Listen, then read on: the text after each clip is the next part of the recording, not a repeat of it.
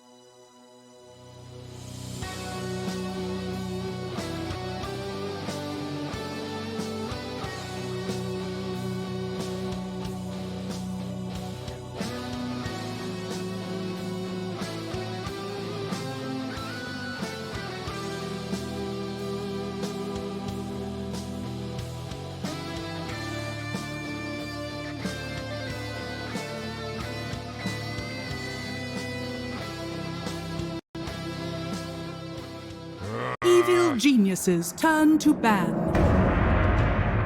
We saw Zai go to the safe lane, which is like, if you're in the safe lane on Ench, like, your game's looking like a nightmare. Yeah, when Wraith King type heroes struggle to hit their timings, I think that a lot of people don't realize that you end up seeing the effect of it on the rest of his team's net worth.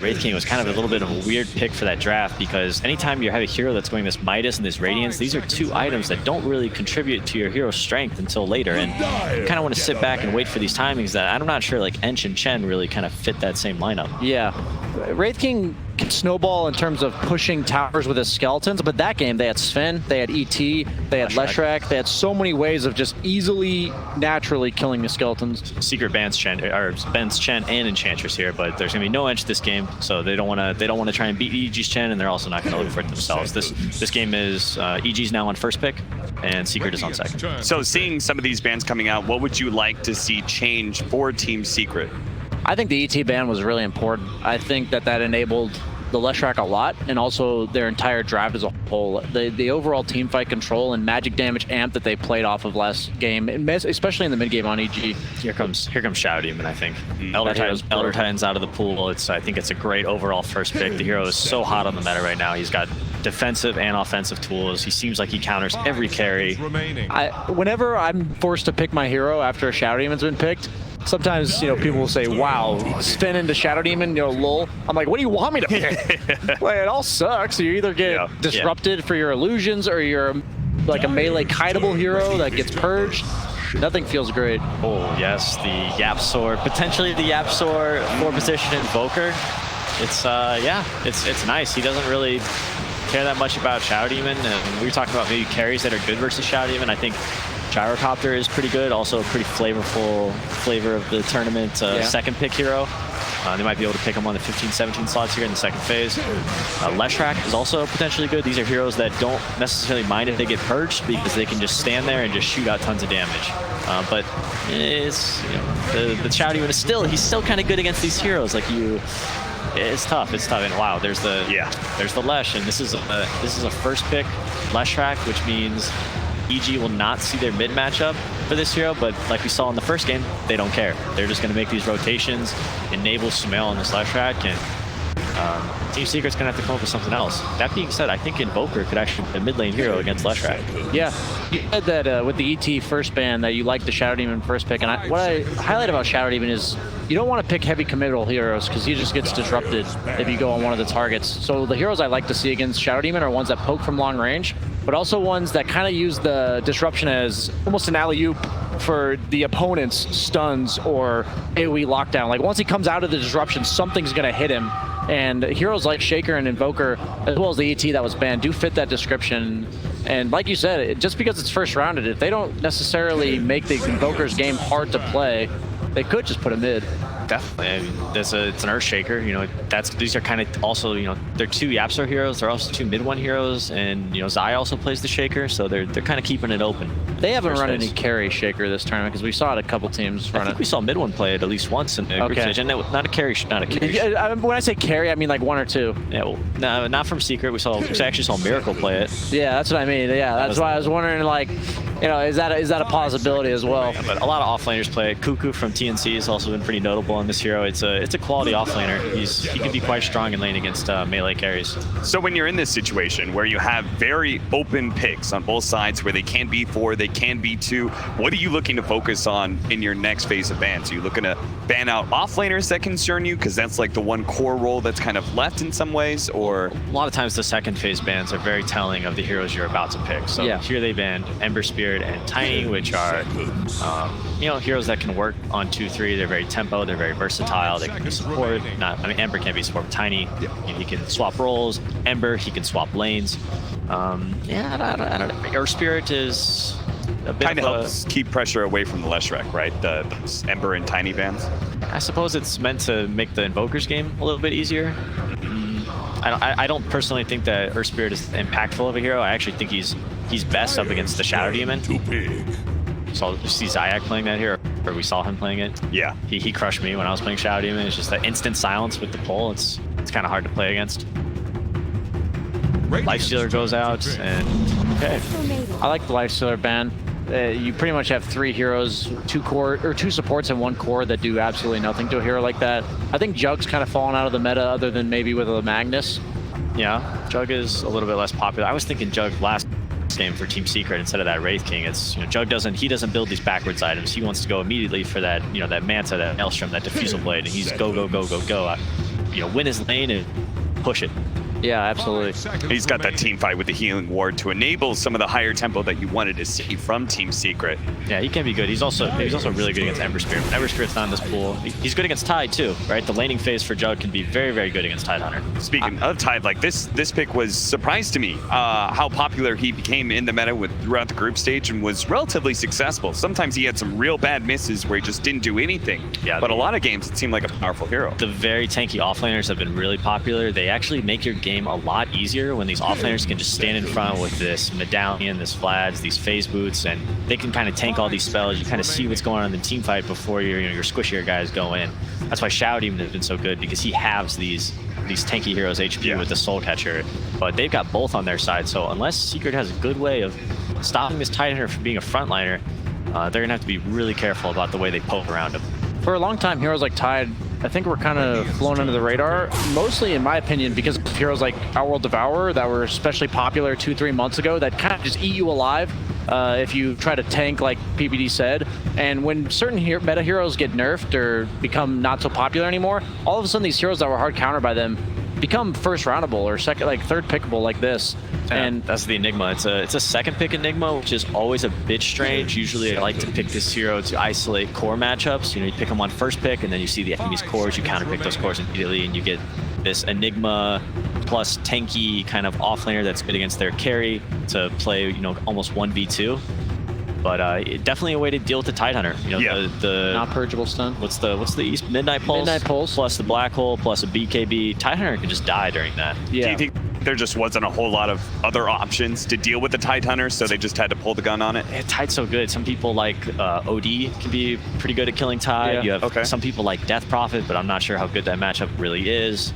Doom was an old matchup, but Doom's kind of fallen out of the meta as well. In carry role, you have heroes like Slark, but you don't want him against Shadow Demon Leshrac. Now, this does mean we've locked in the Invoker into the mid lane, right? The Invoker is, I would say, for sure locked into... So EG should be able to change things up right now if they didn't want Lesh. Yapsor, and that's the thing. I think EG's so confident with Sumail on the Lesh. I think they're just going to go for it anyways. We actually, at least I almost thought that the Wind Ranger last game was going to be played by Sumail, but I guess that's a hero that Crit's been playing a lot in pubs, and he was definitely pretty proficient on it. He had a huge impact on the last game.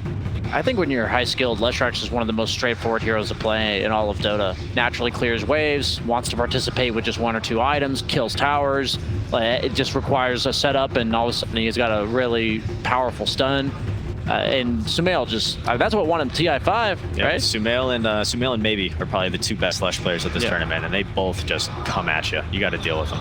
So Secret had a Tide problem. They thought Enigma with that Black Hole can't cleanse it off. EG, they need an Enigma counter, and is that going to be the Rubik? Is that good enough for him? Try to get their own Enigma. Yeah, it's okay. It's okay. Rubik is it's tough. You know, it's not always the best, but Rubik is, you know, this is still a good Rubik game. He's got a lot of great spells to steal, and the instant lift will make these heroes have a hard time.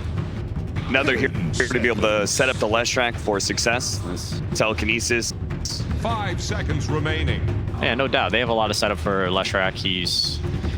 I think the Invoker mid lane is a great response to this Leshrac. He would probably just go Exort, just play on long range, and just have tons of damage. So when this Lesh goes in with, I mean, he has a save through Shadow Demon, which is nice, but he will, you know, be susceptible to just getting blown up by this Shaker Invoker combo. This game's going to come down to a lot who gets the initiation. I think Tides don't generally like to build Blink, but I kind of have a hard time envisioning him walking into fights this game. Sometimes we've seen Tides go something even as short as like Medallion into Blink. Are they gonna ban the Arteezy Sven? What do you think's coming for? They definitely need a hero that just consumes the jungle, right? You have Leshrac and Tide, both heroes play lanes. And I think if Evil Geniuses has I think Spectre would have been nice, because that's a hero that can play off map and primarily jungle while still being able to participate in fights. I think EG kind of needs a guy to go in and stun. That's what I was thinking, like Sven, Wraith. I like the Sven suggestion just because it's another frontliner. I feel like whenever you have your Tide just being your only frontliner, you're not going to get good Ravage. He can die this game, no doubt. Like, you just Black Hole this guy. I mean, maybe Crit steals it on the Rubik, but if Tide doesn't get Ravage off, it's not good. And we talked about EG kind of being a little bit predictable, but I mean, this is their bread and butter. This is Arteezy's, one of his go-to heroes besides the Lifestealer. Sven, I think, would say. What about a Morphling? Have they banned it? I think this looks like a pretty nice Morphling game. I don't know. I mean, Nisha does play a fantastic Morph, but that hero has been nerfed quite a lot, and his attribute shift being so low in the early game has definitely reduced his effect. Yeah, I was just thinking because you have the Shaker, maybe it's a viable last pick. So what's a better option for Team Secret to beat out this Sven Leshrac duo? I like Bristleback. Like Bristleback against the Shadow Demon, huh? What about all that Warcry armor and stuff? You're still okay with that? Warcry doesn't give armor anymore. It actually doesn't block it. You guys kind of put me on the spot. I had to come up with something pretty quick. I mean, I have a better suggestion. I got you. I already said Morphling. I can't think of anything better. Classic Dota player is just, you know, always have something negative to say about something. That's BSJ. I'm just the host of this panel, you know? I'm just trying to blend in, man. I think this pick could be great. No, that pick's bad. It's trash. It's so easy to trash on somebody. Do you feel like your players have done that to you sometimes when you're trying to captain, you're trying to draft? Are you trying to flame bait right now? No, just like anywhere in your history. I'm a little offended, to be honest. All right, 20 seconds left for Team Secret, and I'm still waiting. Not great Mr. options. Mr. Carry player. I'm saying that I against the heroes like Shadow Demon, I just want Morphling, like to lane against Tide. The BSJ Morphling. You love to see it. I'd love to see a Nisha Morphling. I don't know about a BSJ Morphling. Oh, Void. Okay, another Void. Our big team fight alt. It could be a nice game. Time dilation is very good against a lot of these heroes. Another way to be able to lock down the Tidehunter as well without letting him get out the Ravage, setting up this Invoker. You said you wanted to see an Exort Invoker. What better way to run it than with a Void? Yeah, I wanted the mobility that went through Shadow Demon's ult, but also I feel that they don't have a hero that naturally sits in front. They have a lot of backline stunners, and Void's a hero that wants to go first, but he doesn't have anybody that I think sets him up for the fight naturally. All right, well, we have our own guesses at what exactly went on during that drafting phase, but I hear soon going to be hearing from the coach of Evil Geniuses. You can see on the screen, Bulba. He's overdue for an interview. Peter, your last thoughts? You siding with Evil Geniuses here? You think that the last pick from Secret just wasn't good enough? It's close to call. I do think that Void is a little bit lackluster. I would say if S4 can get off some good Ravages, I think they can get this game. I think they got the counter initiation, but who stands in front for Secret? I think EG is going to have easy targets to pick off, start fights with the Sven. All right, well, Evil Geniuses versus Team Secret. Bulba's ready to go. Give us a little information on what happened in the draft, and into game 2 we go.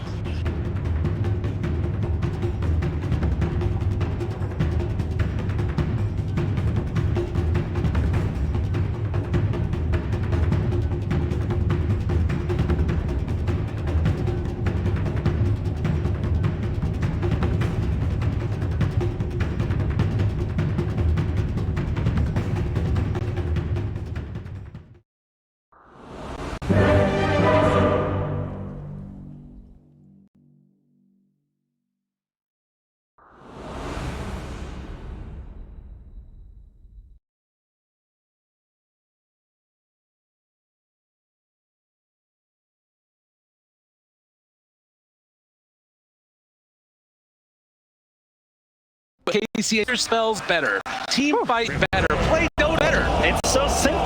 That goes for you guys out there as well.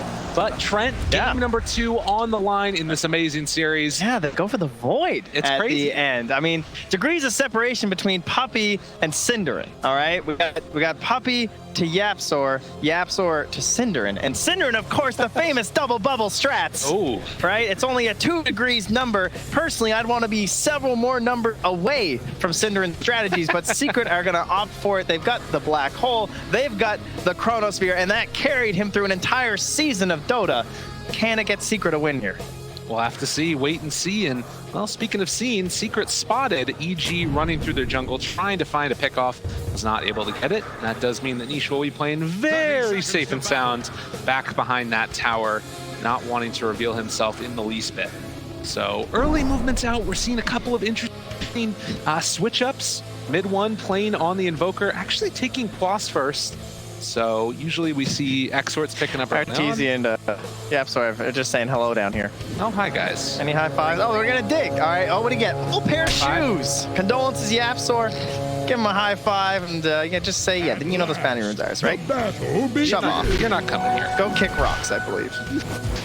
That's the expression, definitely. So EG picking up 2 of those bounty runes. Crit able to get the better end of Nisha there. And already laying on the damage along with the Gush, forcing out that time walk back.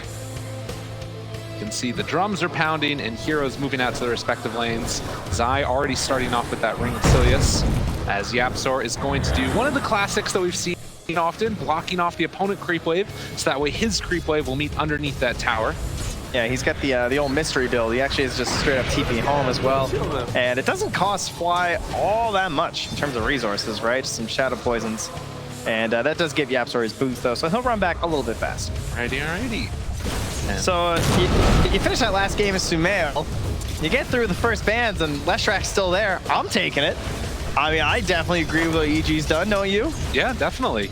he looked fabulous on it, and already playing off against mid one on the Invoker, is taking that Quas early and using this Cold Snap just to try and harass and mess up Sumail's last hitting potential. Does mean that he has a little bit less of the base damage, misses on that one, and only 1-1 so far in comparison to the 3-2. It's a good luck thing for Sumail. I think intentionally misses the first two, like last game, and then things will turn around for him, right? Makes sense, makes sense. You got Yapzor level 1 even rotating through here. Can't find himself the courier as it's walking back, but can still try and harass onto Sumail. But look at that positioning. Yeah. He is way far away thanks to the observer. Knowing that that's the only angle that Yapzor could come in to try and make a play, and so just hides off to the side in a position where he won't get caught out. And simultaneously, you can see up top. Well, there's also an observer right down where he just went again. Oh. So now Yapzor having some trouble trying to make an impact here. Of course, he's still forcing some movements and stuff here, and perhaps can guarantee this bottom room. Will he even get it, though, is the question. And the coin says no. There's a high five over the Fisher. Team's in good spirits. You'll love to see Sumail gets the DD. And this is a great start for him, definitely. The other hero to talk about is the Tide Hunter facing off against the Faceless Void. Oftentimes people talk about Tide just being a really good matchup against any melee hero. Is this going to be a tough lane for Nisha, do you think? I think with the Crystal Maiden, she's not the best support right in these situations. In fact, Puppy's even getting ran at right now with that gush early on, the telekinesis, and looking for a first blood here. One more punch.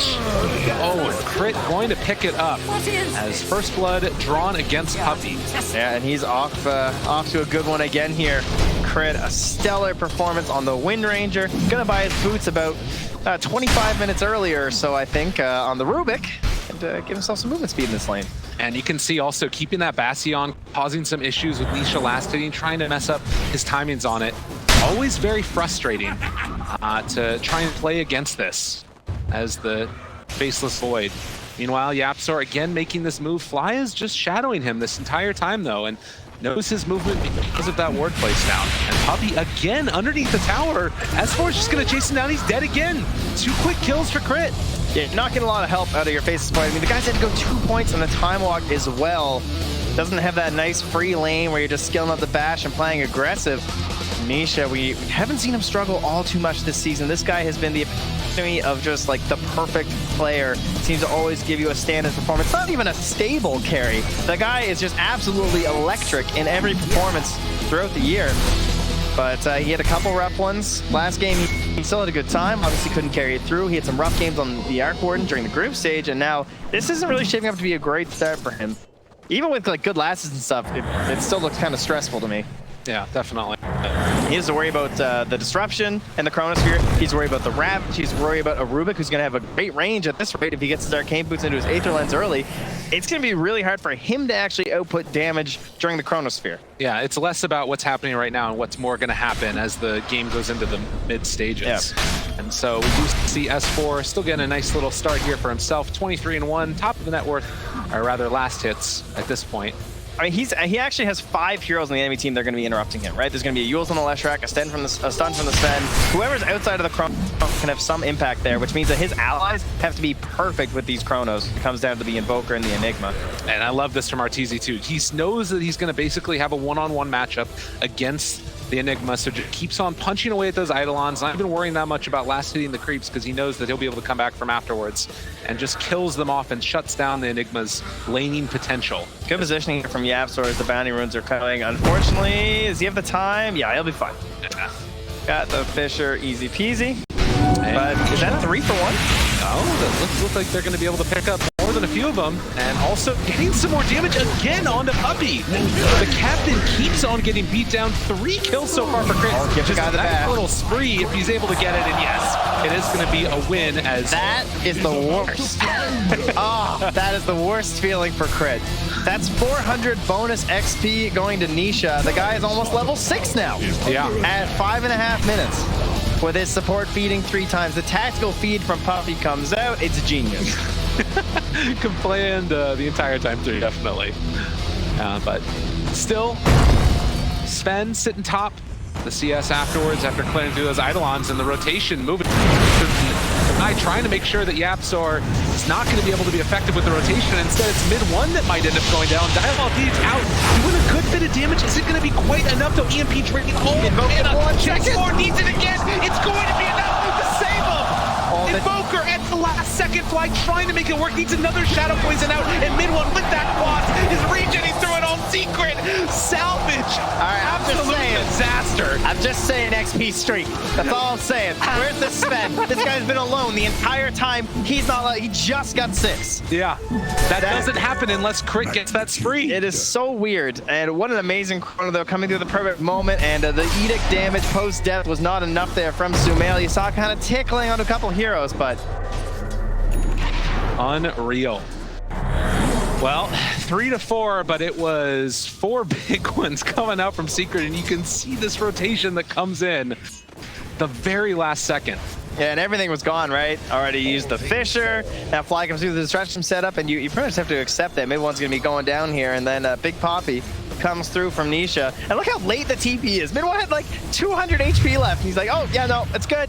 I got it, guys. Let me just tank every bit of the Edict too. Tower's helping out as well, doing its part. Well, very impressive. And going back to live in just a moment, we can see mid one. He's feeling it right now. Thank you, thank you. Yeah. Buddy coming through, and now that even turns the things up top there for Nisha, or for Secret, well, S4 and Nisha, I suppose, right? Because now S4 is like, why is this guy like 2 levels ahead of me right now? Yeah, that rotation for a couple of quick kills, and that's the Nisha that we were all hoping to see on the main stage of TI. So we saw S4 just walk away, still getting a little bit testy down bottom with Arteezy. But with Fly nearby, always has that potential for a disruption save. Yeah, and Arteezy's still up there close with the Faceless Void as well, especially he's just going to keep on going through the jungle and going to be a lot quicker clearing out these stacks compared to someone like Nisha, who also doesn't really have the sustain this early on to keep himself farming. He's very reliant on the lane creeps. Absolutely. But they are going to try and clear through the stack with the help of Puppey. Meanwhile, down bottom, mid one was able to pick up an Invis rune. Sai still sitting close to his level 6, but not quite there as of yet. And the lift up on the mid one. They want to try and take this guy down. Disruption. Building up some Shadow Poison. Timing. Ravage combination. Beautifully played by S4 right as the disruption ends. But YapzOr is there. 3 stacks. He's going to need at least another one. And it doesn't look like they're going to get it. Another Chronosphere lands down onto 2 of them. Can they turn this one around on the Fly as well? Sumail trying to make something happen. Ninja very, very low, and he will go down. S4 manages to find that kill. And that's a streak rate back. Now heading towards S4. So we're evening things out here as the streak XP hops around. I mean, 268 gold for him as well. But man, the timing on that from EG was actually wild. S4 TP's at level 5. Only the range creep left alive in the lane. He just moves in time for that to give him the Ravage as they're initiating with the disruption. That is the kind of stuff that that range creep is in deny range. I mean, that was terrifying. Yeah, if you don't hit that, then all of a sudden this huge rotation, all these heroes doesn't work out. Some friends. Nonetheless, managed to find the one on Anisha. Could not quite find the kill onto mid one, who still remains deathless. Top tower is about to But now EG in a position with Chronosphere down to try and pressure this tower. And oh, there's a TP rotation coming from mid one. The Fissure to block off retreat, and Arteezy just wanting to walk away. He doesn't have any mana left over, and Tornado left up. YapzOr has him in his sights. They find the kill onto the Sven. Yeah, we've talked a lot about how Nisha's going to have a rough game. We should definitely say the same thing about Arteezy though, right? Because he has to be worried about the Fissures, the Chronos, all of this Quaswex Invoker early on with the Tornadoes and the Cold Snap control. Very hard to handle. And Nisha now 4 points in the time walk. Not going to keep chasing. He'll let Fly survive. End up leaving the bottom lane and securing these bounty runes for himself. 10-minute mark comes around. And it is going to be the trade-off of 2 apiece, as Nisha not wanting to test too much with Sumail. That is something that we should mention. The panel was thinking that it was going to be the Exort Invoker, but with Quaswex now, a little bit less damage to throw into that Chronosphere. But the plus side is that it kind of puts the kibosh on the fights, if you will. Perhaps a way to try and slow down this early game for the side of EG, right? Try and delay things out, try and mess with things like the Ravages and the timing and all the synchronization that they're going to need to help set up Sumail for an easier game. But Exort, of course, could also just provide a ton of damage with all of the setup that they have on the side of Secret. So as the game progresses and he starts building in towards that Exort, it's going to be extremely valuable for mid one. Well, 4 to 7, 11-minute mark. As it does look like, again, heading towards this mid lane. There's just been so much focus on shutting down each of the opponent's mids. But Courier going to head off, and S4 sort of doing the hunt. There's no way that he manages to get it, though, surely. And Zai just going to pick up his Midas now and start the farm wars. Top of the net worth in the game, by the way. Been given a ton of space in that bottom lane.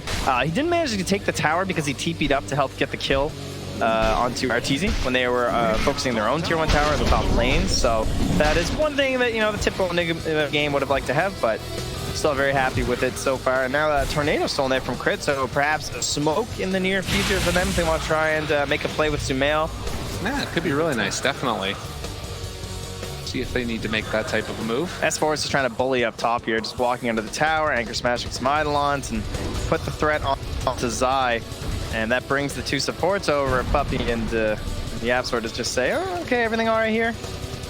Again, playing very reserved at this stage. We got a Looks like they want mid lane. On as Crit gonna be able to find the lift, pull back now, Ravage to land. There's a lot of regen coming in, but it's not enough. I like the way they're using this Ravage. I think it's completely fine to just shut down one of these two cores early. If you can secure a kill onto Nisha or mid one, that's a great way to go for it in the first couple of minutes. Now, ideally, you're securing towers after this, right? Especially when you have the Leshrac. Yeah.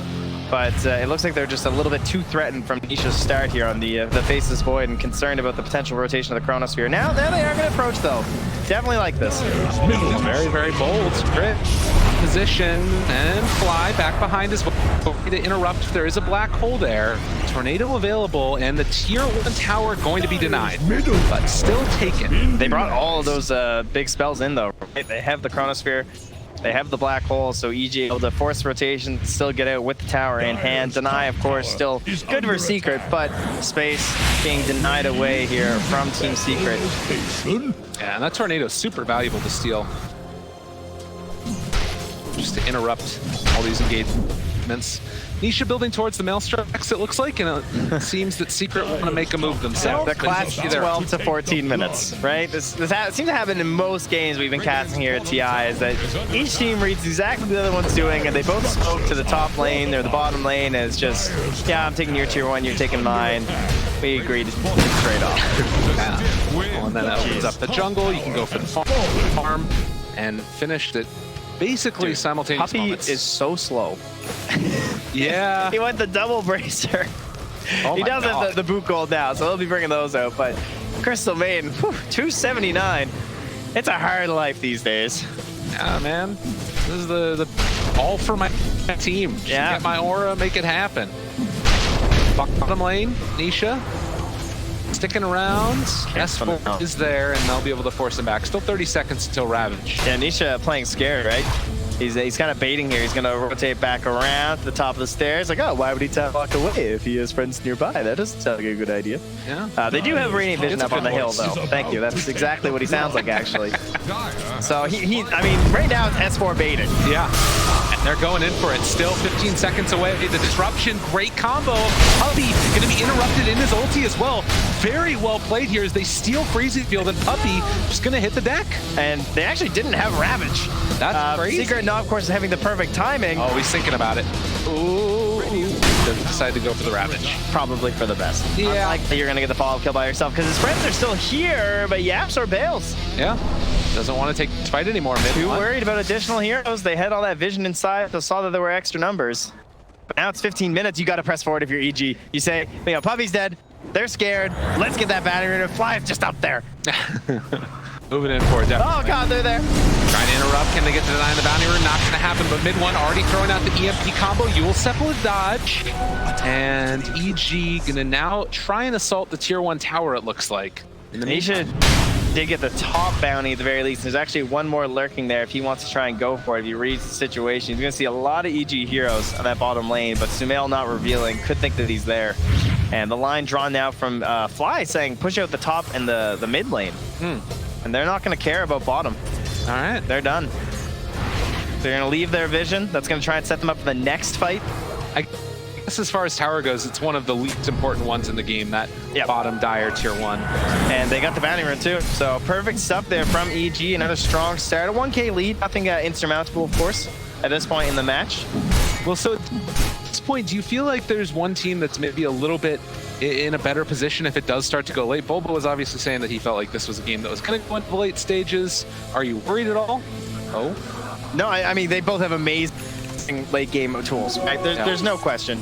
We'll have to see if YapzOr can figure this out here. Things very close to the tree line here. EG had that ward as well, so they knew that YapzOr was coming in, and looks like they're just going to try and retreat. Although Tornado. Peekaboo. Ooh, that was close.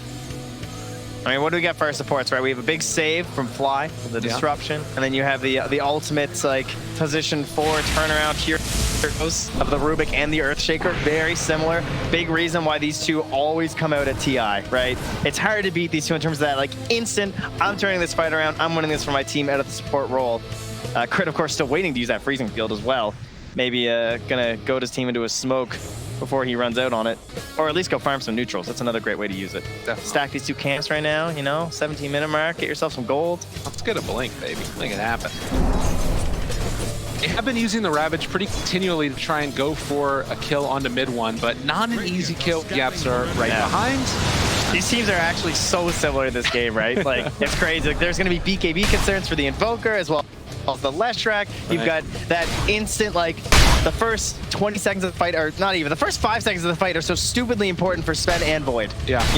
It has to be perfect. It has to be the stun into all the damage. It has to be the chrono into all the damage, the perfect setup. I got to get the guy who's got the save on the back line. It's so many big brain plays coming out here, and it should be a real treat here. The longer it stays even, the more excited I get, frankly.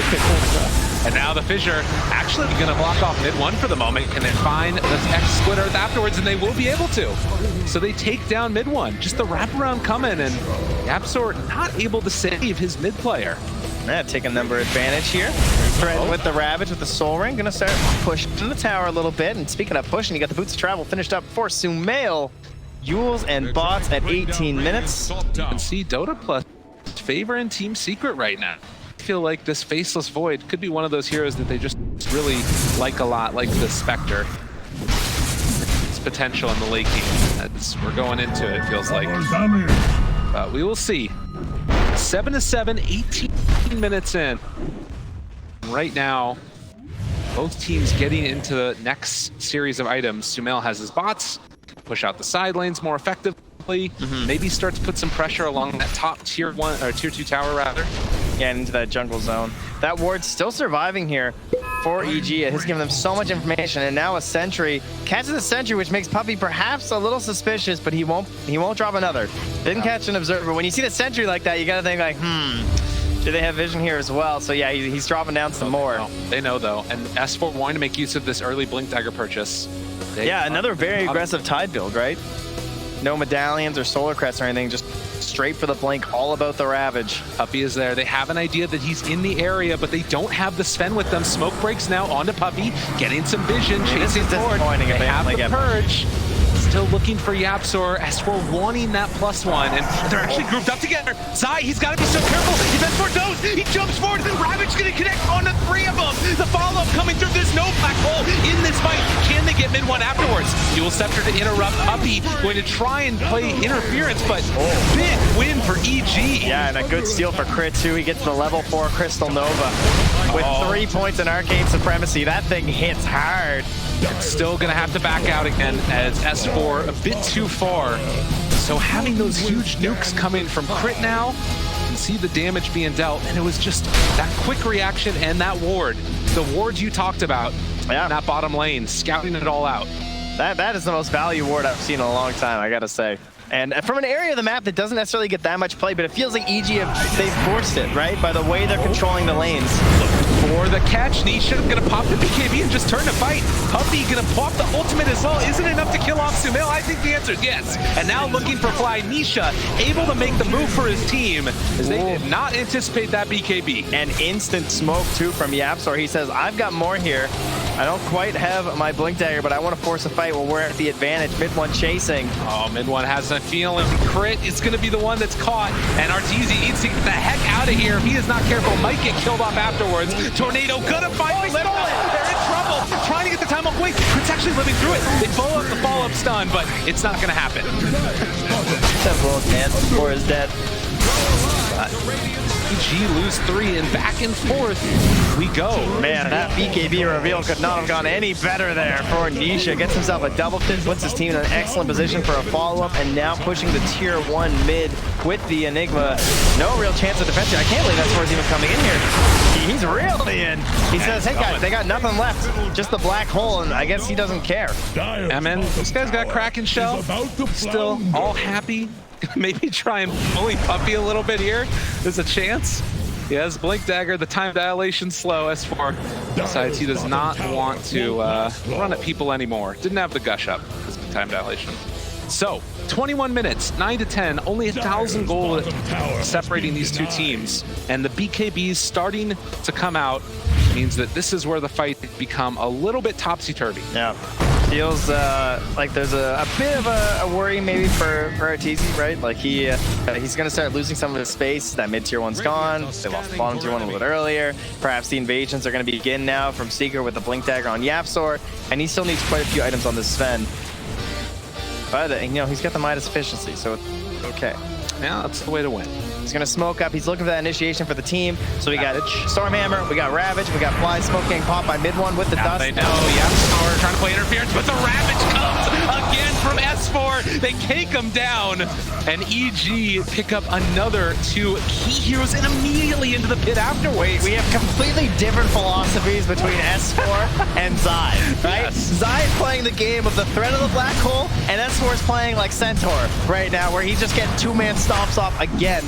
This guy, the perennial scapegoat for S4 or for EG throughout the year, right? S4 Doom, you know, the only hero he could live and win on, kind of a deal. The guy had some pretty rough games, a lot of 0-6s, 0-7s. But it's TI time, baby. This guy's a TI winner. He's been up there. He's done this. You think this place phases him at all? He knows what he's doing, definitely. Definitely proving the haters wrong here. Playing a fabulous Tide game so far.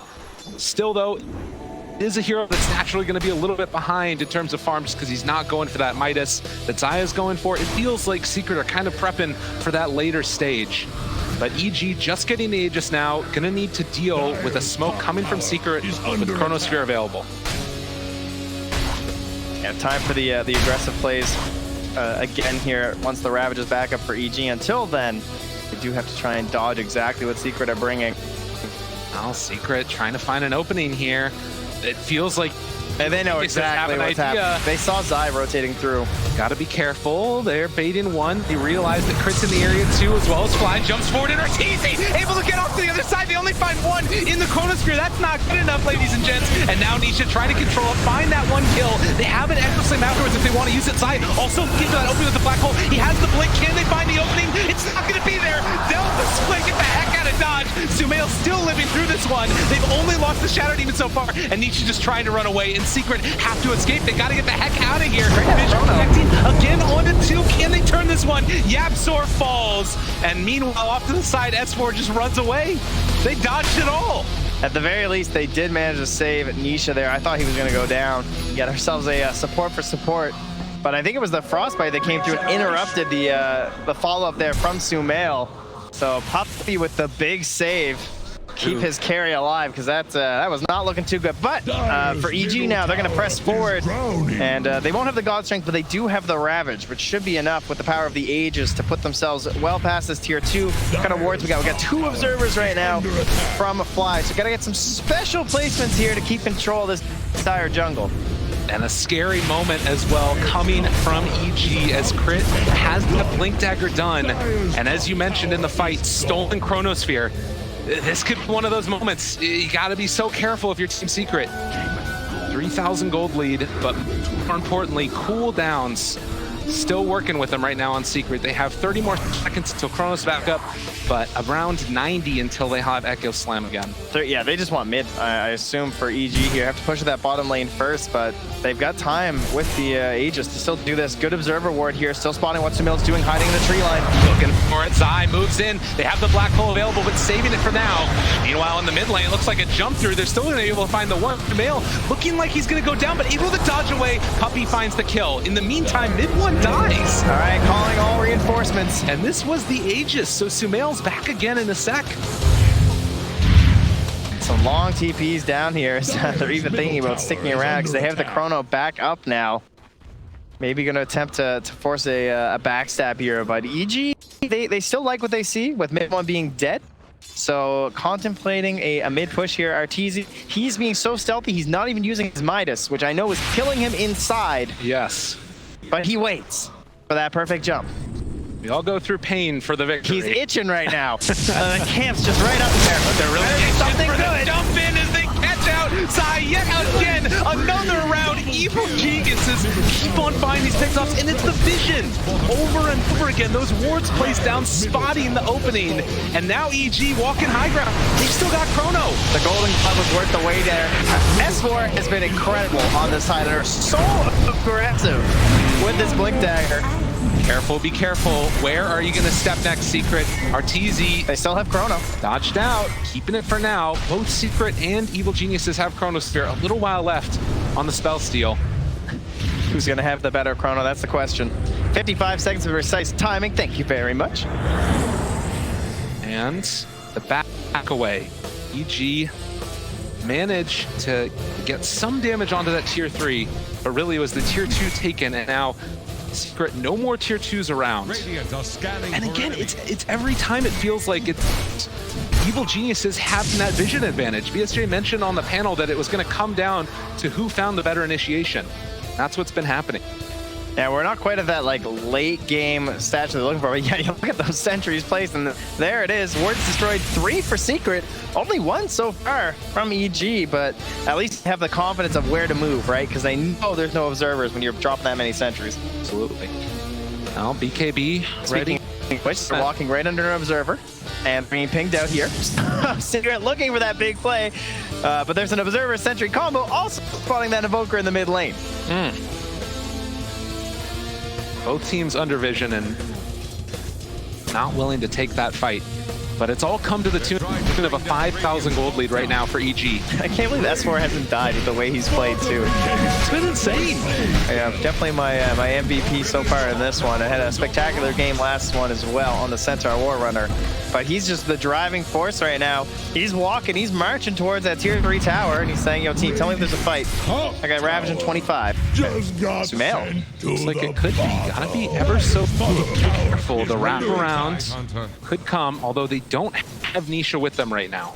So Nisha Radiant's top tower. going to come on back. Puppey realizing I need to deal with the creep waves pushing into the bottom lane, and simultaneously CRTZ move up towards the top lane and push that one off of their tier 2 tower. Yeah, this is a prep for rush time, right? You got the bottom lane way far out if you're EG. So you want to get that mid lane, that top lane, you want to get some wards in the dire jungle, and you want to get yourself all ready and raring to go for the big guy. God, it's got to be said again, though, the problem right now in this Secret game is feeling like mid one. You know, right now only 200 gold ahead of Crit on his Rubik. It has been a very tough game for this Quaswex Invoker. Yeah, you don't get a lot of ways to farm as the Quaswex Invoker other than kills, right? And the team fights have not been going their way. He is creating opportunities for someone like Zai, kind of similar to last time too, right? Unfortunately, at least for EG this time, the Enigma is not going to drop off a cliff like the Ench did. So, yes. I mean, that does matter if Zai has the R button bound, but eventually that black hole will be coming into play. And we can see that Secret dodging away from fighting until that Chronosphere wears off, which it now, at this point, has. So EG no longer with that competitive advantage in the next fight. But the downside is that this Rubik is also as farmed as your Invoker. Yeah, and he's just been, like, he's the reason why, of course. You know, we're giving Zai a hard time, but he knows he can't black hole unless he either sees the spell steal or he catches the Rubik inside. And then once the Aghanim comes out, well, then you just have to get the Rubik or that's it. Yes. DD He is actually close to that Lincoln though, so he'll have himself at least some option there with the BKB. He will have the potential. They'll have to go for the purge into the steal. You saw there the stats from Crit momentarily, and one of the ones that highlighted again is Camp Stack. That was one that you were pointing at.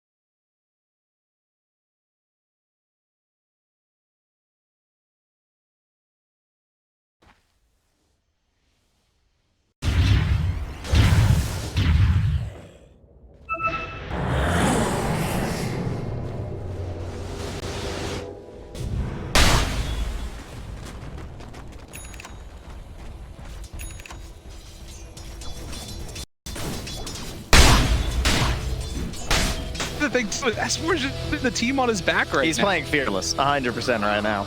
That's what you got to do. And Sumail, I think we're watching a replay here because he just finished his Shivas.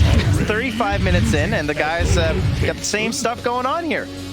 It is terrifying. The only thing he's missing is the level 25 for those diabolic edict explosions. And now, if he gets stuck inside a chrono with someone like Crit, if you're going to be focusing on Crit the whole time, you're going to be taking a lot of damage if he manages to get that 25.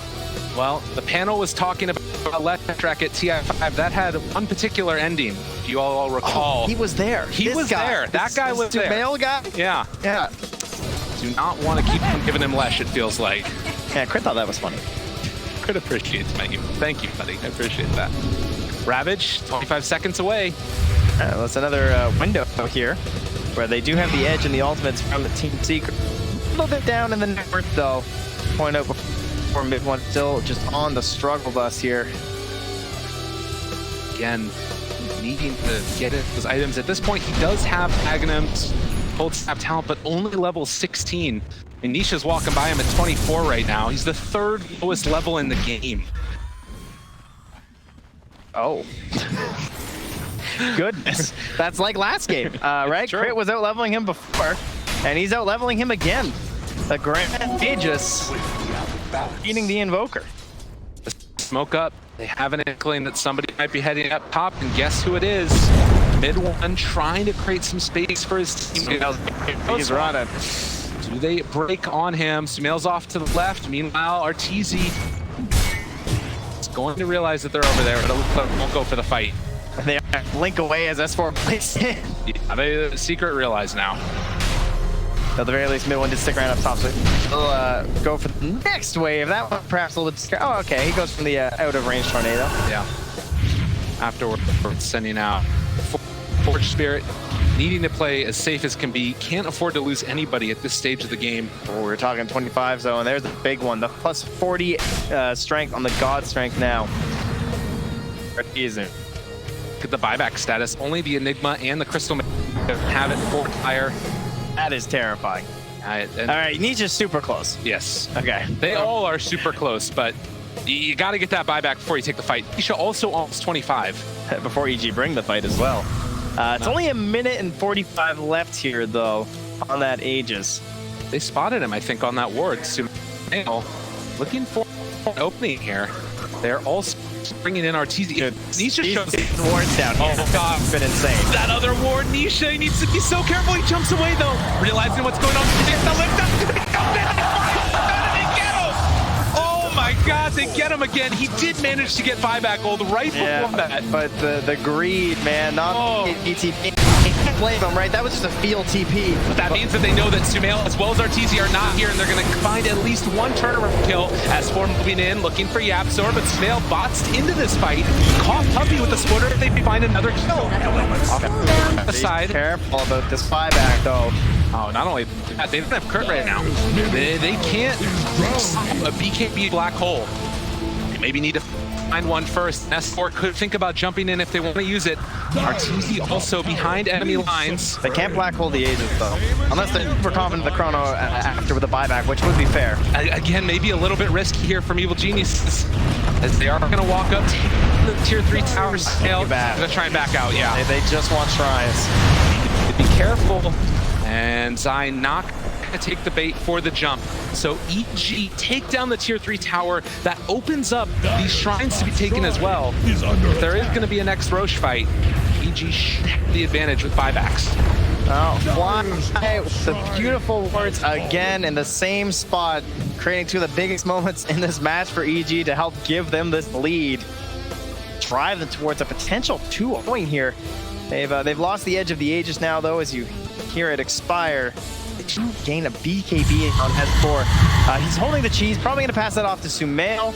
As you can see, the open slot's still there, and I'll be happy to tank it up with BKB instead. Now up to a 67% win probability, according to Dota Plus. Dota Plus is feeling like it's going to be a 2-0. At this point, Kurt needing to come up with an 11,000 gold lead for EG. The Aghanim Scepter just now completed for the Rubik. Those couple of huge team fights, the turning point in this one to try and move EG into You want to see further up something bracket. nasty? What's You just hover over that spell steal. Like, I mean, that range. Yeah. How do you play around that? This is such a hard game. It's a freaking screen. Let me just click Lincoln's here. All right, we got 13 seconds. Cool. And let me click Rubik. 2 seconds. Yeah. That seemed like a very effective counter. This is going to be a... Unless they're able to find the Rubik. That has to be one of the ways to do this. Maybe you just chrono the Rubik and then you go black hole everybody else. That is completely fine at this point. Mid one still scouting out for his team. TZ, the Midas home. Off to the farm. And this is a DD spotted as well. A courier helping out there. Sending it. Nice micro there. The Midas has done its job. Will be sold now. But look at this. Secret Under attack. defend the top tower. Or top set of backs. There's creeps in the base. All right, what kind of tools do we have here? Yapsor, he's working on the lethal lens to just keep his stuns up. Big damage from Neat. He wants it all in this team fight. Oh, buyback. He is a one and done kind of hero in the Faceless Void. That's how he's going to treat. This means that he 100% has to get the chrono off before dying. The buyback, you can play a little lax, you know what happens. But He did backtrack instead of the ad. stay alive. Yeah, No. everything to stay alive. But you do remember last game what happened? Nisha being dissuaded from flying without buyback in the previous game, going for that play again. Just hope not the dying part. Yeah, there might be some time, depending if they get outside their base and read the fact that EG is just spacing for the Aegis, especially with the Sumail showing on the bot. And I guess the big key there is they feel like they have to all for that Aegis play. And if they don't win the Aegis fight, you know, it's going to be really tough for them. Likewise, Yeah. you can't buy back and just TP in. Mid one is scary this game, but he can't even get farm, right? Like, he's running around invis, trying to push lanes for to keep them in this and to create pressure on EG to make large rotations across the map. But he gets a hit 2 creep, and now he's back ghost walking. Yeah. Like, it's not surprising he's only 2K ahead of crit. When he has to give this kind of a game, he's trying to give as much farm as he can over to Nisha, who's now time walking into the tree line. What need have I for It's this? just so scary. Got such ridiculous damage coming from EG after a stun, and they just keep on getting stun locked and killed. Pick off 22 to 16, 42 minutes in. I just said, hey guys, we can take that shrine. Yeah, Just drew a little line. He's like, I guess that's some free gold there. Why open we can't allow a backstab to happen, right? If we end up going high ground. Just went for the Roche, and oh my goodness, that was a fast spawn. Very fast spawn. We'll see if they're able to spot it. Aghanim Scepter. Nisha has decided that he can solo kill Suhail if it's not obvious, because he's white. He doesn't need any XP. He would like a little bit more gold for his buyback. But he is just completely hoping that Suhail will TP down here.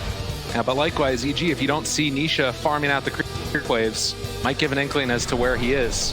Cataclysm is the pickup. This could be one of the big defining factors here.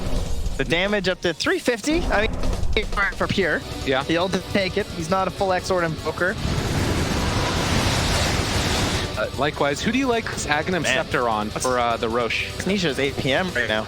It's probably not too high. 118. Oh my God, it's the lowest ever gonna see it. You see that as well, actually. Sumail, he TP'd back. He did. Doesn't like that anymore. Yeah, He leaves. he saw it. He was like, I don't think so. So who do you like this Aghanim Scepter on? That Roche picked? That's a good question. Oh. We got a crit, right? Shadow that, Demon, I though. guess, sometimes. Can be all right. There's a smoke up looking for that opening.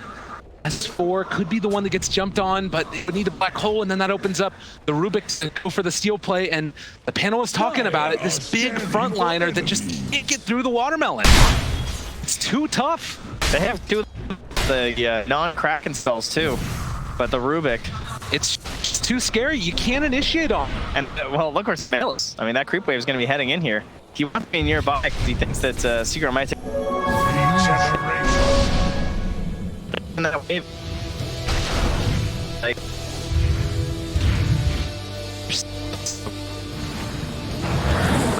from? Over the They're trying high to stack grounds. it. Yeah, they stopped the force spear from getting in. So they have to sunstrike it, and they say, indeed. Sean awaits. EG with that are going to move into the pit. going for the quick kill here. We got the black hole. We got using field. We got we got the Echo Slam. Everyone hits their moment here from Team Secret. The question is, can you get there in time? I'll give you a quick answer. Not. Roche is going to go down. They pick up. Sumail's going to carry it around here. It looks like it is indeed Fly who's going to get it. All right. It's a nice X. I mean, you don't often get to get it, right? But 3 charges on the demonic. I do agree. I think it's better than the Tide one when you're rocking the phase boots, right? Because you don't got man hit your gush on this giant like wave, which is a little bit tough. And the guy wants a refresh. So Yeah. Need all that mana for other. he's gonna need the mangoes at this point. He's got the Soul Ring. I'm sure it's up fine. He's done that. Athlete and EG, after having taken that Aegis, getting the Ags, is going to be in a position where they can possibly push for a set of racks here. The comeback in the last game was virtually impossible for Team Secret. They got down like Drax and everything. And this time they're still holding the high ground, but even more importantly, they just have the better heroes. Yep. Right? This is much more of a game where it can happen. Unfortunately, they still have the exact same problem in mid one. He's still not scaling. He did pick up a refresher here. So all of his spells double damage. Cast spells, Not mid at spells. one. Gotta be careful. Alacrity on Nisha.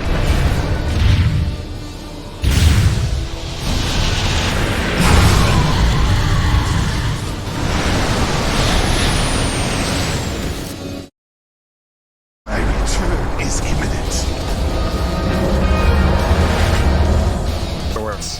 So that is going to be the end of this push for now, as they burn the Aegis. But they will at least get run tracks with one last miss card. Yep. Quick loss though from Team Secret on that. And now the call is to head down to the bottom shrine. I mean, the thing, like in these moments, you've got so many potential ways that Secret can pull it back. Gotta play it as safe as can be. You don't want to be the first mover if you're EG either, right? Unless you see this like perfect opportunity, which is always hard to get going high ground, you would rather they throw the first, right? Put the pressure on Secret. Don't reveal yourselves to this Rubik, or and only beat out your Leshrac with his Aegis. And we do maybe see one of the problems that Secret have in this game, or EG have in this game, is there's a lot of outspam, a lot of damage spells from Secret that don't require a big initiation. Yeah, but now we do have a BKB on Sumail to help replace that Aegis. Oh, Chris, they realize he's there. Jumped on him. The spores and the meteor on top of him. Look at the damage coming out. Oh my God.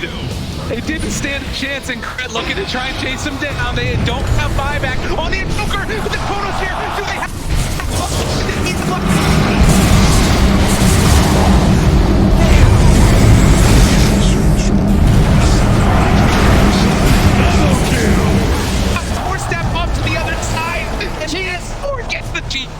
Trying to run back now. Still don't have mid one, but they forced all these buybacks. EG, are they really going to try and put for more now? Oh man, S4 with the big bad punch. And look at the damage coming from Zai though. They just spent so much on buybacks and on some big heroes too. Crit, Arteezy, and Sumail. Possibly the 3 worst ones that have to do it. But again, the big back to the Chronosphere, it's all with the buyback. Nisha has 600 gold. He might have to go back home and buy the refresher. They need to think about it at the very least. I'm trying to keep him alive. A second force pushes him great, but they do have buyback right now on this Earthshaker. They got to try and hold at this point in time. If they can manage to hold things out, all of a sudden they're going to be in a much better position with the buybacks on. There's no they're protecting. And so much damage coming out from Sumail. It's a bold play, right? But they've read the situation. They know they only lose Chrono in the black hole. Nisha again shows, still holding that gold. This is one of those moments. You look at it, and EG, they committed buybacks for this. They get another. And it all started with that pick there on the crit. God, look at the damage coming. Yeah, that plus 250 talent is a absolutely monstrous one when it comes to smash, and then the follow-up there from crit to keep things going. Beautiful, Nisha. It's an easy follow-up for Zai out of the disruption. It's a save, but it's also a setup, as PSG pointed out. And the App Store, after 2 games on the Earthshaker, feels like he finally found himself an echo that mattered. Barely able to get out. That break also coming on to the Faceless Void, so there weren't any batches afterwards. Everyone's like, thanks, team. I know, I got this, I'm coming back. 7,000 net worth lead, but those buybacks. deciding factor in these games, and they used 3 of them. Yeah, and that's... Oh, lordy. Yeah. Oh my As far as the gem first. Passes it off to Crit. Gonna be looking for mid one as he runs around the map here. And the scary thing is that mid one will eventually become a hero. He's getting closer to that late game invoker status. Getting level 20, having the... That was terrible.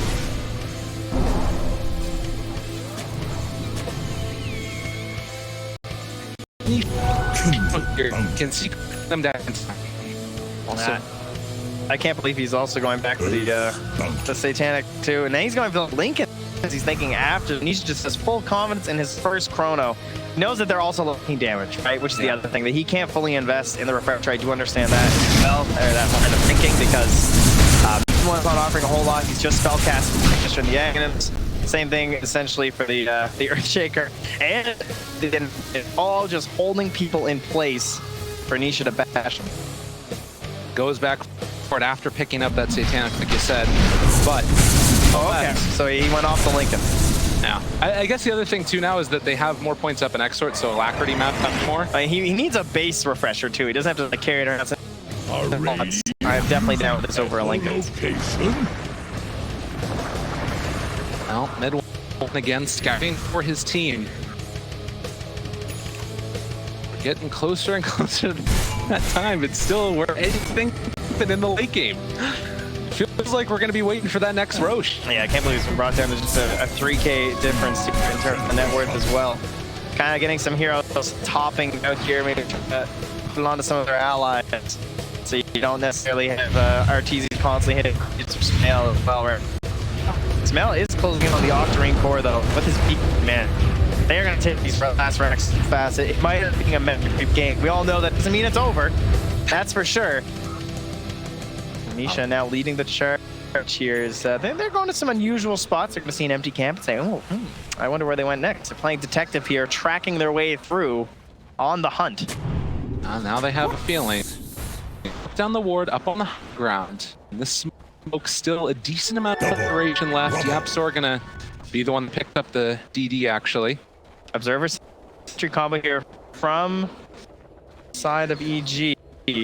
That's gonna reveal Nisha once that smoke wears off. Yeah, so now they know where it's at. EG afterwards could go. Sunstrike was very, very correct. I wonder where they are. Yeah. So you can see he's playing very safe now. With no buybacks on several of their heroes, does open up a large window. Midnight Pulse. I wonder where Enigma's damage. So much damage. Midnight Pulse and Black Hole is absolutely ridiculous. So moving into the pit.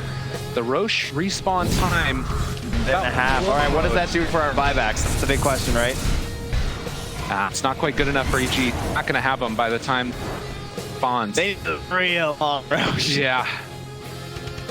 It probably won't be game ending necessarily, though. The only minute. Get that Eidolon damage also, level 20 talent for Enigma. So if they do manage to push down a lane and get some damage onto the tower, it's going to be quick. Fly scanning with the illusions right now. No. Waiting for those buybacks to be ready. Not wanting to put a step forward if you don't have to. Down to just 1,000 gold lead. Man, Secret looking at stone cold in the boot. No feet are tapping. Everyone intently on the screen. It's just, you know, the second that one pixel appears, I might have to jump and cast my spell. Stoic in there. Both sides. EG now. Groups together, mid one. The plus side of this Ghost Walk is that it's going to give you so much more potential to check out those side lanes without revealing yourself. Throwing those tornadoes consistently. Yeah, he is. He's been playing a bounty hunter that essentially plus speed in this game. Mid one has done it, despite being pretty low on the net worth and everything. He's done a good job of keeping these lanes in a good spot for Secret. It's one of those things that's a little bit thankless. I think EG, without this Invoker running around and sacrificing himself, EG would probably have Megas if by now. constantly tornadoing, staying off the map, and it can be hard to keep track of that when he's never showing. Definitely. Everybody going for Aeon discs now, knowing the potential. Yeah, it's a good, very pseudo buyback in a way, right? Just like, I can't be killed instantaneously. Yes. Got myself another chance in this fight. But there's so much follow-up too that at the most you're hoping you just commit two big spells for you. Scan. S4. Oh, God. I mean, you know what he wants, right? He's had an amazing game so far. Every step forward you take. Snap. The buyback teams earlier about to come off cooldown, all with the exception of Yapsor. Still about a minute away from his being done. And the crowd has been pretty loud at these two teams too, but they are just, they awake like us. They can feel the tension. A lot of tension in those boots, a lot of stress.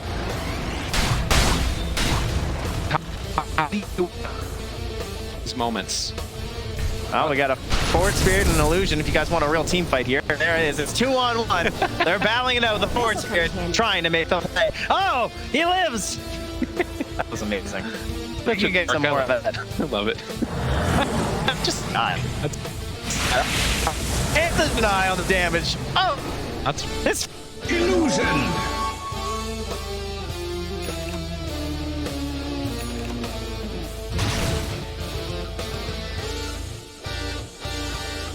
as we near the. Whew. It's pretty crazy. It's been good. It has. That's a nice one. Question is, are we going to get another? That's a good point. Only time. Do you have a feeling? It really feels like either way, and at this stage, wondering the double huge. I think Ravage. Puppy. The double wrap is kind of scary for me. Jump, jump, jump. 5 pin on the 3. Not that at all. Is it going to be the zone that happens?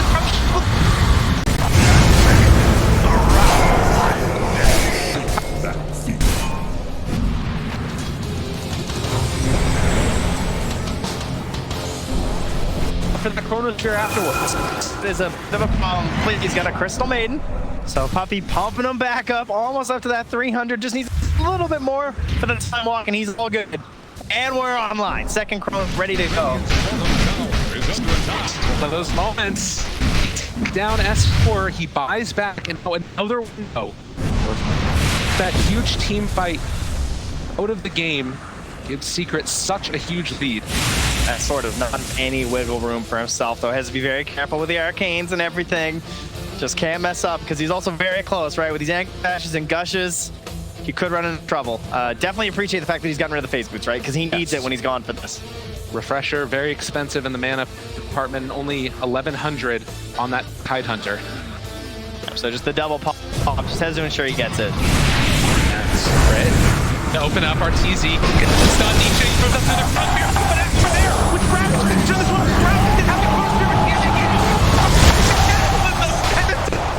Is it S4? He's in trouble. He's all alone, trying to run away. And is he going to be able to escape with the KB? The answer looking like possibly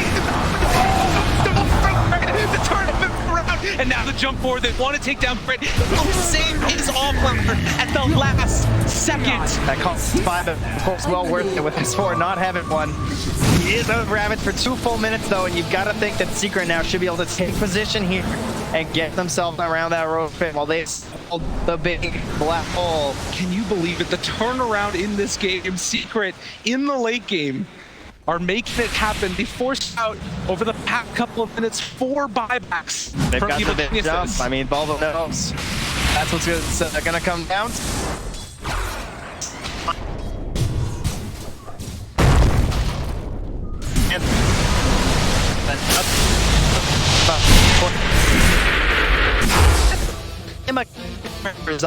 Well, maybe even Yapsor, but he's not. Yeah, I think I'm leaning towards Nietzsche. I think even Chrono's fights are just incredibly difficult for EG. Well, it doesn't even feel like Secret are willing to really go into the pit as of you. A little bit too scary just walking in there. Gotta know Ravage. Nisha jumps forward. He finds him. Blink away. Stolen time walk. Tries to jump. Tries to find. Right off the cap. Is it gonna be a kill?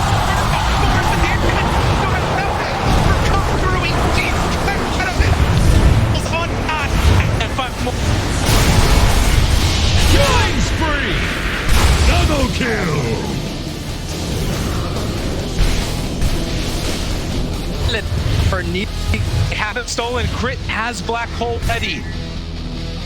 With the Agnum Scepter as well, he's gonna get himself a big old Midnight Pulse under there too, and that could bring down yes, heroes. But Nisha, he's back with the double.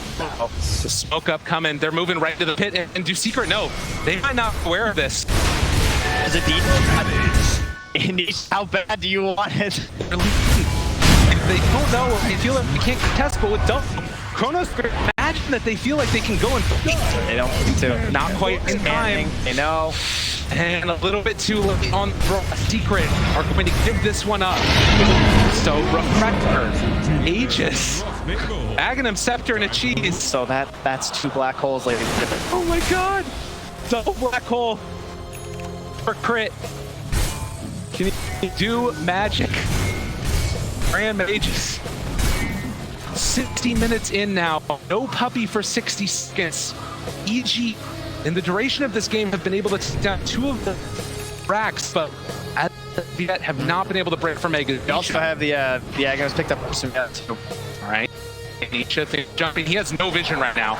No vision at all. But they're down on the low ground. Does he spot them? Not quite. They're behind some trees. And he spots them.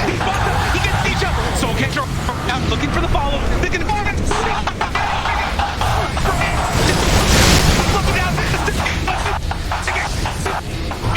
he has 100 seconds away. Now mid one trying to run out of there. He has Ravage back up in a second as well. But they can't quite find him as of yet. He's going down to the wave. No, it's a bait. Look at this. EG, the tier 3 tower. We have the black hole, we have the refresher, we have the chrono. Have a move start on Sven. 5,000 gold lead right now for EG. Just what it's looking like. Secret and figured this one out. Those 18 fights goes right back the other way. The jump is there from S4. Still a ton of duration left on that black hole for Rubik. They haven't even had to use it yet. And you see the swing back and forth it goes. Back to just about 50, 62 minutes in. Frog's having some trouble up there in the boot. He's setting it left and right, trying to read what's happening. And you see there the But it's an enigma. Oh. Up on the high grounds. There's no time for replay. Things are far dangerous right now. I appreciate this production. You never know. It's one moment. Especially when S4 blinks into a creep wave. Jump forward, finds 2. That's a good 2 to get for the ant. Croc Crit living through this one. To find the it's good. They are going to possibly. I think they can zoom in. But they find the black hole drop onto Arteezy. It's not enough. Trying to run away. Is it going to be able to break the catch the control? Time up out of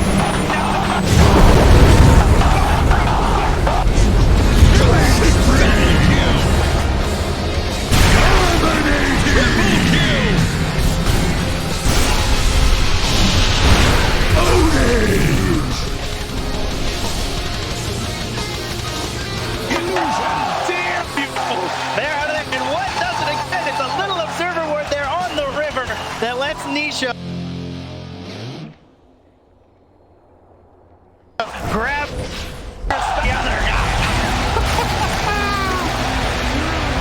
Oh. What more can you say after a game like that? Team Secret getting the adoration from the crowd.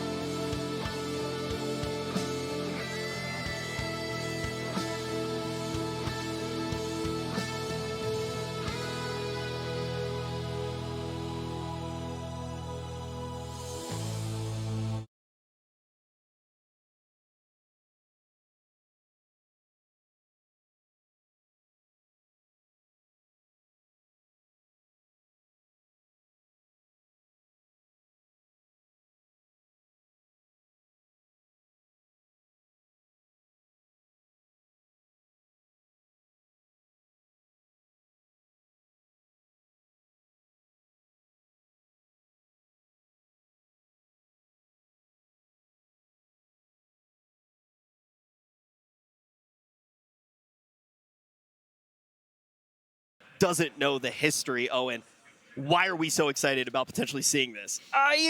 As I said, you got No-Tail and Fly.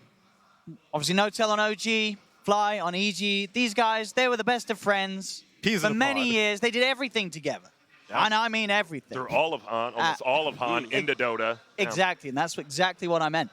And then after that point, this breaking point, I believe what happened about the Super Major. Right before the Super Right Major. before the Super Major, Fly said no, and he left.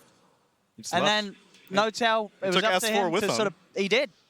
See, that's the worst bit. You know, you're still leaving, and then if you're taking S4 away from He someone, got custody. that's just the next level. And obviously, understandable why he did it at the time. OG weren't performing, but we'll forget sort of the reasons, and we'll just stick with the drama because that's what's most entertaining That's to see. what everyone wants, right? Exactly. Yeah.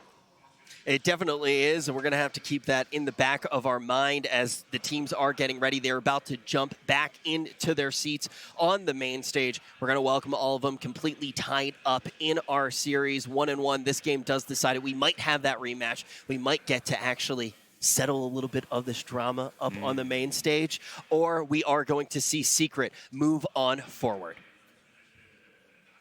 And now, as the players do take the stage right now, I do want to really start to talk about everything that they have accomplished already in this tournament. EG really trying to grab a win here, but are they overperforming thus far in the bracket, Neil, for what you expected? No, not necessarily. I think this is going to be the make or break for them. Much as how in the BO1s, like, I'm not ready to say that any team made it to main event, oh, suddenly they get my respect. You got to make it through a few teams first before I get impressed. And if they manage to beat Secret, or if Secret manages to beat EG, then I guess that's when you start defining a clear frontrunner. OG is another force to be reckoned with. Both of these teams will not have an easy road against that, because no one's given the solution to OG's core IO yet. Yeah, and now we can actually take a deeper look at what EG actually expects. We have an interview with them and Casey. Okay, if you could interview yourselves, what would you ask? What time did I wake up this morning? Boy, that is genius. Why didn't I think of that? I think this sofa is meant for two people. It is. I didn't know there were going to be three of you. My butt is stuck on. Oh, God, I've worked with people like you. So, Fly, I'm curious, how much do you guide your teammates to look back and learn from mistakes versus not holding on to the past and just focusing on what's ahead? There's always something to learn both from failure and success. So I like to look at both because sometimes people forget why they win and why they're good. So I definitely try to look at both things. And I think we were one of the best teams at the previous TI, and there's all the good things that we did that we actually, coming into training here, we looked back and like, oh, wow, you know, we just did certain things really well, and we'd like to do that again. I believe like it's true that many teams, they forget why something is successful, and you know, sometimes you have to take some moments to reflect on why you think something was working. I'm curious how each of you would rate your performance at TI8 now that you've had some space to look back on it. As a team, 9 out of 10. Why not 10 out of 10? Because we didn't win. But you think you did everything that you possibly could to... Pretty much, yeah. Mm-hmm. I'll hop on the bandwagon. Yeah, 9. Smart. Yeah. Is there anything that you wish that you had done differently? Probably the last day, my friends. Yeah, last day. Maybe played a bit better. Mm-hmm. Yeah. We had a pretty good track record, pretty much the entire event. Mm-hmm. And then we lost an upper bracket match, and then we managed to like kind of fight back. And then we lost to LGD in a fashion which I think was not very characteristic of us during that tournament. So, of course, we all wish that we had a better series. You didn't make any roster changes right after TI. I'm curious why, because a lot of people, that's a really popular time for people to kind of take a look at personnel and see what works and what doesn't. Because we formed the team 2 months prior to TI. And before going to TI, we already had made up our minds that we're not going to switch rosters, even if we like get 16th place, let's say. And then we did end up doing really well. So there was no reason for us to change after this TI. Who are you kicking after this TI? I don't know. We don't know yet. Okay. Of course, after finishing 3rd place and being a pretty new team, it seemed kind of unnecessary to change roster. I'm curious about your thoughts of this TI being in China for the first time. I mean, I think it's great that it's in China. I think there's a lot of Chinese fans and players and like really great teams from here, so it only makes sense that they also get to experience it, because, you know, the feeling of playing at TI and for the crowd as well is, you know, like no other tournament. I'm also excited to hopefully, you know, play on the main stage against Chinese teams and see how, you know, the crowd gets. It's going to be good. How would you compare how you are as a team today compared to going into TI8? How are you better? We've been able to tackle some of our problems recently, and we're going to be better for it. And that's kind of what matters in the end, because if you started off great and you were kind of like so-so during the year, but as long as you're able to fix what you had to fix or, you know, tackle it, then you're going to become much stronger than you were the previous year. So hopefully that happens this time. Is it more difficult to get to TI now than ever before? For the top teams, no, I would say. Like if you're consistent and you're at the top, you get rewarded more for it now. You know, maybe you have like a couple of months where you're down. It's not like you're going to miss TI because of that anymore. What is your favorite part of TI? It's like prestigious to be here, and everybody that is there for a reason. So I like the idea that it's basically all these teams, like the 18 teams that are putting their full focus into the game, and you get to like compete against each other. Just that idea is really cool for me. Thanks, guys. Yeah. Are you done? Yeah. Nice. Are you done? Nice content. Let's go. Yeah, let's go. In the interviews we've seen for both of these teams now, Casey really focusing on the idea of how's your team changed up to this TI, because we're no strangers to these squads, and it really is important to actually have that moment of reassessing everything and trying to figure out how do you get better. How do you, for some of these players, win your second TI? How do you become the first player to ever manage to do that? And from what we heard in this interview, they're definitely thinking about these improvements as well. Have we seen that throughout the year, though, in your mind, Grant? I think for Secret, they've been the best the entire year. So it's really hard to look at them coming into this TI, right? You're one of the favorites. I think it was probably them, VG Gaming, and LGD are like the three favorites coming into this. And EG, right? Third places. That's the whole thing until the last major where they got, what, second to last or 9th, 12th or whatever. And it felt really bad. But then they came into this TI, you know, they had a rough first day. And now, I mean, it's looking like they are another top 3 team here possibly with the last couple games.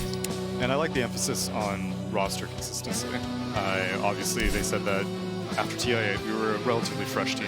There's no real incentive for us to start shuffling around players. And that was something that North America has been guilty of for a very long time. As soon as you don't get the performance that you want, you're just like, let's just, you know, just mix things up. But we're seeing here all the best teams, your Virtus Pros, your Secrets, your PSG LGDs, and your EGs. These are teams that value being able to stick together with the same group of people. Maybe you might trade out a coach every once in a while, but even then, you see the value of sticking together with a squad. You always need fresh ideas sometime. Like, you can always be the 5 same players, but sometimes, you know, if it's not clicking or something happens, like, you do need a fresh idea in there sometimes, and I think that's where, you know, changing a coach might work. Right. Yeah, you don't have to necessarily break up all of the synergies that you've worked towards, but you can start to have that new, fresh thought push you outside of your comfort zone and also makes you a little bit less predictable as well. But when we talk about EG not having the best performance most recently when they are actually headed here into TI, do you think that that is somewhat of a throwaway? Do you think you can say, okay, that was just a bad tournament, or do you think it was a sign? No, I think you can separate it, because for a lot of these teams, you have to remember that TI is just approached in an entirely different manner. You just compare the prize pools; it's you know, it's night and day. It's such a vast difference that a lot of these teams, when they turn up, it's the reason why you sort of see teams like VP, right? They had a pretty good season. You expect them to sort of blow us away on the main stage. They had some really rough games in the groups. They had a rough showing in their first series yesterday on the main stage themselves. A team like EG, sure, previous major, they didn't look too hot, but you look back at their TI performance, historically, obviously TI8 coming third, now coming into this one. Sure, even in game 2, just now, where they dropped the game, they still look to be on the top of their game. That game could have gone anyone's way. Yeah, for sure. Do you really think that that is maybe just people that have been up on this stage before being more prepared for it? Because we have also seen some of these newcomers really looking relatively comfortable up on the main stage. Yeah, that's true. I still think, like, you always want to have that, like, I've been here, I know what it's like. Like, Nisha, sure, he still looks great, but you never know. This game 3, all of a sudden, he could just crumble. Obviously, he hasn't yet, but it's always better to have experience, right? No one wants to be inexperienced. That's true, but oftentimes I find that whenever like a South American squad like Infamous comes. That's you exactly come what I was in, thinking of, yeah. you've got nothing to lose. You're just happy to be here. They had one goal in mind. All they wanted to do was just place higher than any other South American team ever has, and they accomplished that. And whenever you come in with that devil-may-care attitude, and you're just happy to soak in the crowd, see the experience, just be flown out all across the world, I think that has a little bit of its own charm as well. But they aren't losers, and this is probably the highest tier winner bracket match of probably the event so far, it feels like. Definitely. And I feel like when we do look at that lower bracket, because that lower bracket definitely going to be coming into play a lot more tomorrow as well. We're going to have some matches in it to round out the day. But you start thinking about which of these teams can make a run.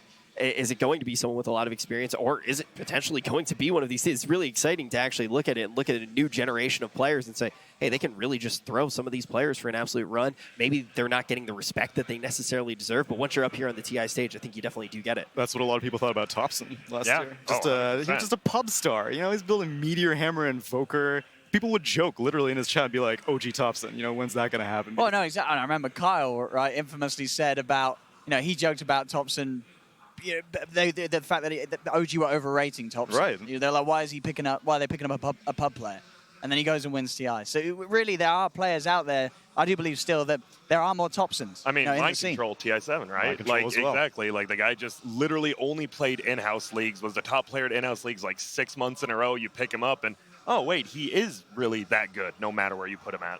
Even though that newbie true side, the TI7 true side at the very end was just like, the Chinese translation was like, it's your first TI. You can't expect to win. You're not a god or something like that. Yeah. And then in comes Top God himself winning it easy.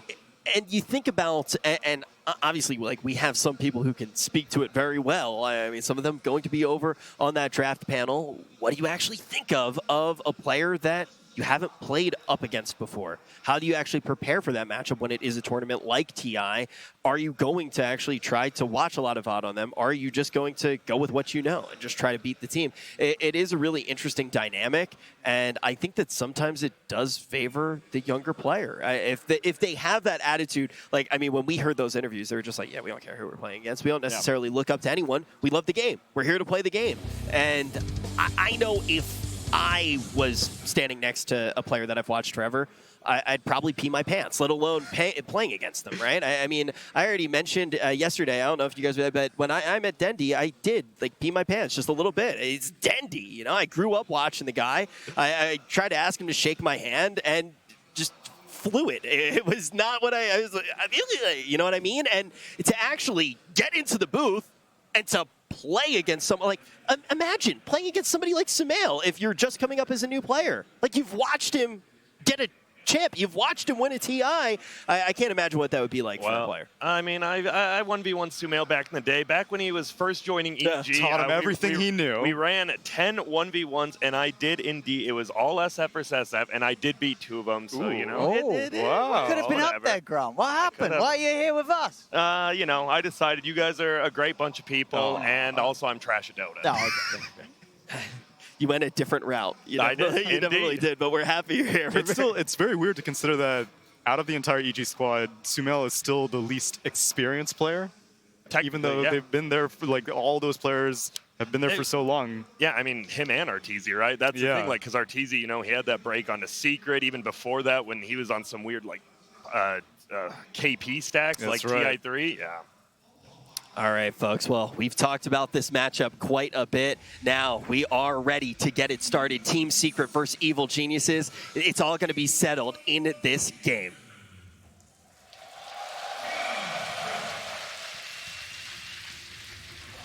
Versus Evil Geniuses. Game 3. It all comes down to this game 3 now between Evil Geniuses and Team Secret. And I've got PSJ and PPD to be able to break down the draft. Peter, I actually wanted to start with you. They actually had the conversation in there about being able to bring up a new player. And you obviously had that experience with Sumail. What's it like to be able to pull somebody new into the competitive scene and kind of mold them into the professional player? I mean, a lot of times the older players actually learn quite a lot from the younger players, and I mean, I disagree with just about everything said over there on the panel. But Okay. I don't know. It's like, you know, you keep a team together, but sometimes a roster change is nice. Sometimes, like, you know, the reason why these teams stick together is because the players work well together and they don't have issues amongst each other. The hardest competitor out there, you know, is inside you and the 4 other teammates in your booth. The hardest thing about being on a team is playing as a team, and the teams that play best together go the farthest. And I think that a lot of people, you know, Rich is sitting there talking about people peeing their pants because they're too scared of the people in the, or they're too nervous or whatever it is. But the reason why that these players play on this stage is because they don't care who's in the other booth. They believe and have confidence in themselves that they are the best Dota players, and that's what they're here to prove. I think being a part of a team is almost like a relationship, and there's some times that there's just things you can't come back from, and that's why changes are necessary. Sometimes things don't mesh. Sometimes there's tension between players. There's so much that can go wrong in Dota. It's such a high-stress game, and it's not always clear-cut what went wrong. Like, 2 different players on the same team can have a different perspective of why you lost a game, and that just creates so many natural ways to have tension between players. Sorry to interrupt, but No, we got a dynamic going on here. EG's dipping into the reserve time. Enchantress still in the pool, but Secret banned Leshrac. So will EG have another answer for this first pick Enchantress, or is Bulba going to ban it? And I'm sure the Tidehunter came as a bit of a surprise ban as well, right? You don't oftentimes see this in the first 3. It's a strong hero, but Secret decides they just don't want it in the game. It's annoying to play against. I think Secret was outdrafted those first 2 games. I think that last game, that was EG's to lose, man. I hope they're not too shaken up. And this is going to leave, because of these sort of bans, the Leshrac and the Tide heroes that we don't typically see, there's going to be some heroes out there in the pool that we don't normally see be left out there. What is 1:15 left on the reserve time? Make up your mind, Bulba. What is going on? Maybe the mouse disconnected, you know? Oh, the Earthshaker. Okay, They've left Enchantress then. Maybe they think that's like a crucial part of the Enchantress's like early game to have that Earthshaker fissure block. Oh. I think that this hero was banned. I think both games in the previous games. Yeah. So that hero's slipping through. Shaker going out. Ogre's a #1 hero that comes to mind as a combination with Mirana. Was Shaker that scary last game? I mean, Yapster did some work, but not until like 30 minutes plus. It definitely took a while for him to show up to the game. The hero's kind of slow. A lot of 4 players I've talked to actually don't really like Shaker that much, and that's maybe why we've seen it be more popular in the 3 position. Is like, you know, you get at that farm priority. Otherwise, as a 4 position, you kind of want these heroes with that natural initiation. We've seen some Treant, we've seen some Nyx, Earth Spirits, you know, these ranged heroes, Pod and Wind Ranger. Like, they don't really need this, you know, 2k gold item that they're like, oh guys, I'm gonna farm top lane for a bit. They just keep going and going and going, and Shaker kind of needs a little startup. And EG's actually gonna get the Ench here on 2nd pick. I think this hero's fantastic. Now going to be enabled by the Shadow Demon, 2nd pick. They've kind of block picked this Ogre, right? With the double purge. We talked about with the Magnus Empower early on in the tournament. You can purge the Empower, and I think we've seen the Enchantress against the Ogre where you just purge the Bloodlust. Yeah, forget Ogre. That hero's like kind of like a cool first pick for some teams because they're willing to play it on 3 or 5 or 4. But once it gets past like this first phase of the draft and nobody goes for it, I think the hero kind of loses a lot of. You might be able to pick it, you know, EG could potentially pick it out the 2nd phase. Do you think Mirana fulfills that role already? That kind of flex first pick that gives you a lot of options? I think when you first pick Mirana, I think that you've already committed to that hero being a 4 position. Okay, there's no other options for you. The hero just doesn't really have great matchups. I think we saw Fnatic. I mean, they beat my team with it, but, you know, a lot of people beat my team with a lot of things this tournament.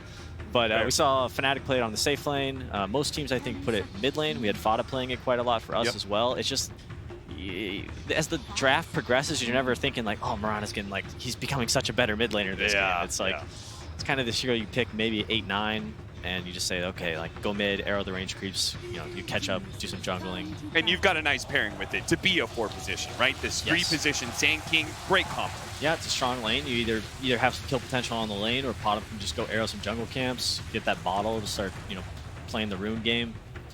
I'm curious what their Ench killer will be though. It's going to come later in the draft. It's probably going to be on Nisha's hero, I would guess. So in your head, is Sand King just not enough damage to be able to deal with the Enchantress? No, definitely not. I think a lot of these Enchantresses in the offlane, I think they go for that hood, that self item to keep themselves alive. And then if they even need more survivability, they'll go for a 4-staff. If they need armor, they'll go medallion into Solar Crest. And their whole entire goal is to create this barrier between their teammates and the enemy. So that way, when they go on the Ench, it takes a ton of commitment to kill her, and then they can counter initiate. And also, if you manage to keep the inch alive, the other team on the retreat, that's when Enchantress does most of the damage, right? Definitely. I don't think it's usually Enchantress's team going on them and Enchantress wailing on the enemy team. It's the Enchantress getting gone on and then surviving. It's scary. You're thinking, can we kill the Ench? Yeah. Do we have enough It's to kill so the Ench? nerve-wracking. And then, oh, she's at 200 HP, and now she's healing back up to full, and she's throwing impetus as you're, you know, everybody's scattering in all directions. Especially if you have a save mechanism, which they have in the Shadow Demon. She gets off Nature's Attendance, gets saved by Disruption, she comes back, boom, she's got a good 300, 400 health more. Yeah. Well, what we saw in EG's first game, where they actually managed to defeat the Enchantress, is they had enough power to threaten the Ench early, so that way she couldn't play in their face.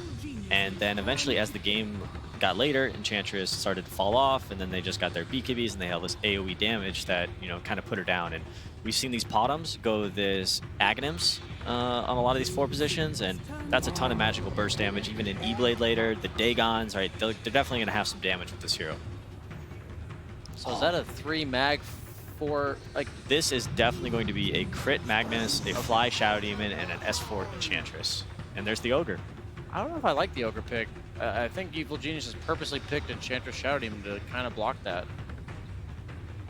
Well, Ogre does have a decent laning phase against Enchantress. He has a lot of armor, natural regen. He can tank a lot of right clicks.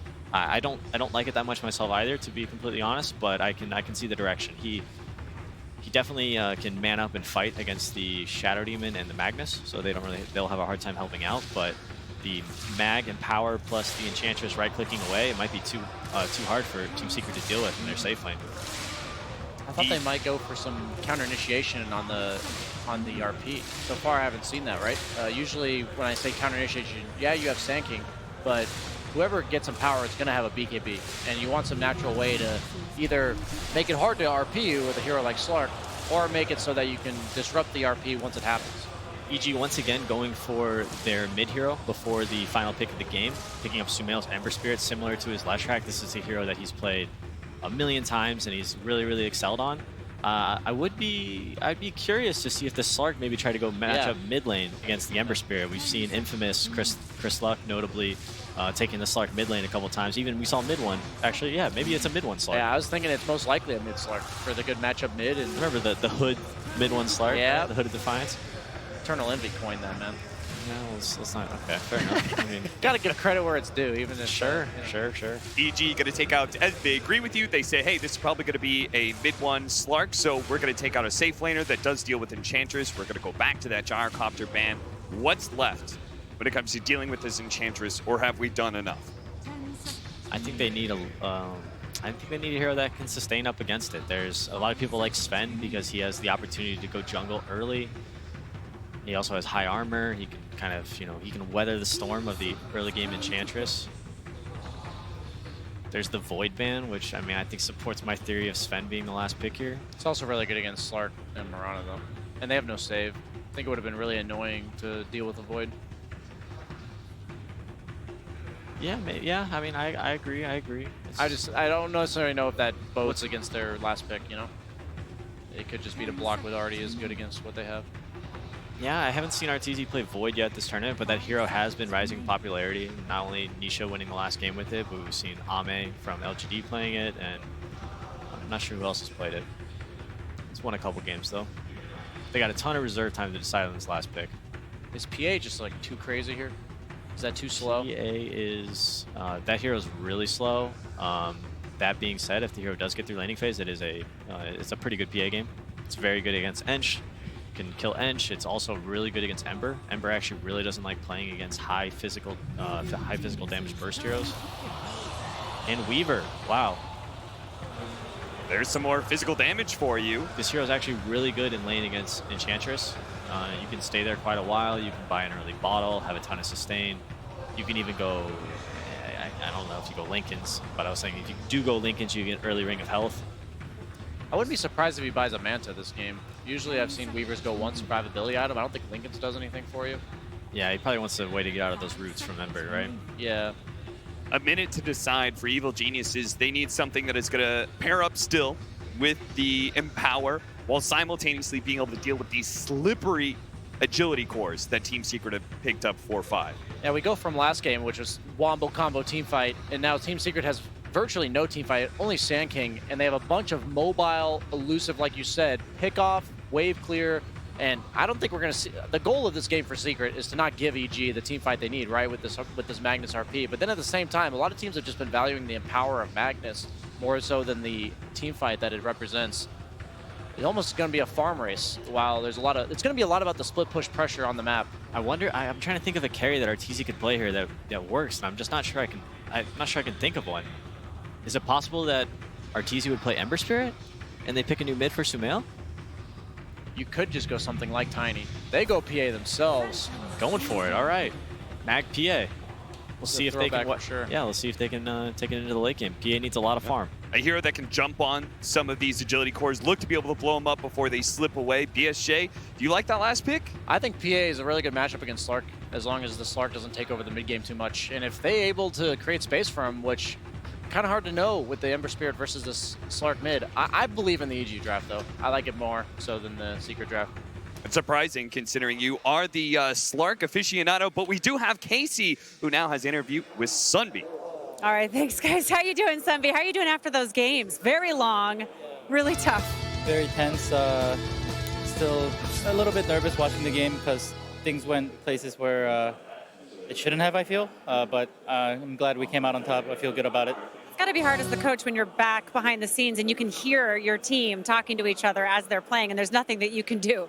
Right, but I mean, that part's no different. Hearing their communication is actually kind of nerve-wracking, but it's also relieving that they're talking about the right things, they're doing the right things as it's happening, so it feels good. It's great. How did that inform your decisions with the draft, and how do you feel you did going into Game 3? I'm not really sure how to answer that. Whatever happens, I think it was very positive. No, I feel confident. I think we'll do it, no matter what. Thank you so much. We appreciate it. Thank you very much. Good luck. Back to you. Thank you so much, Casey. Yes, we have run the gamut with this series. It has all happened. Craziness, historical moments, and now a game number 3. Trent, it had to end this way. It had to. It had to. It had to, of course. You don't want it any other way. We came up here hoping for a Game 3. Does that make us biased? I think so. I mean, finally we're hoping for something when we're casting. We're allowed to go after one thing, and that's always going to be the Game 3. We want more opportunities for these players to shine. We want more of those beautiful moments that you get. That's what TI is all about. Absolutely. And as we hop into this game number 3, it can't help but feel like it might end up running into the same type of issues that we've seen previously, where you sit around for a while, you get your farm going, but Mag PA, that to me, it's a backbreaker from time to time if you can hit those big RPs and make the combos happen. Yeah, it always feels good when you kind of seem to be the alpha carry in a game when you're PA, you know? Like, eventually, I got this. Now, I don't know if he's going to get a rapier, like some of these other wild carries out there like on me, but I'm hoping so. Oh, absolutely. That is sort of the be-all, end-all. We saw it with the Aghanim Scepter, kind of a unique build for anybody that missed those games earlier. The Aghanim Scepter PA into Rapier. One of the craziest builds ever. He got it even when they were ahead. It's become very common, though. I mean, I keep seeing this Aghanims on the PA games. I think it's become a staple of the build that the effect on the Blur is just crazy. She's already so annoying to play against, but having that instant cast time as well as the Dispel, can't forget about that, is very handy.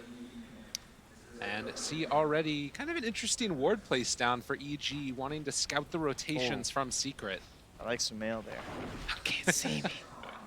Trying to be as elusive as possible on the Ember, and Flya ever so excited to play some more shouting. That looks like a face Rich would make if they asked for a photo. True enough. Yeah, I mean, I feel like we need to take a little bit of a breath and reset after that last game. The panel was able to talk for a while about it, but it did kind of just feel like one of those games that, how do you 4 minutes?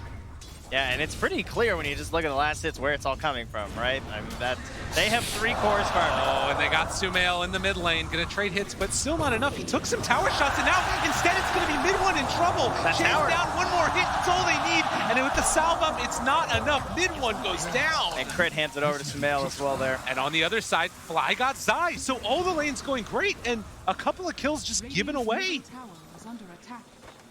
Yeah, had the sentry prepped, and I guess Zai trying to outplay him there.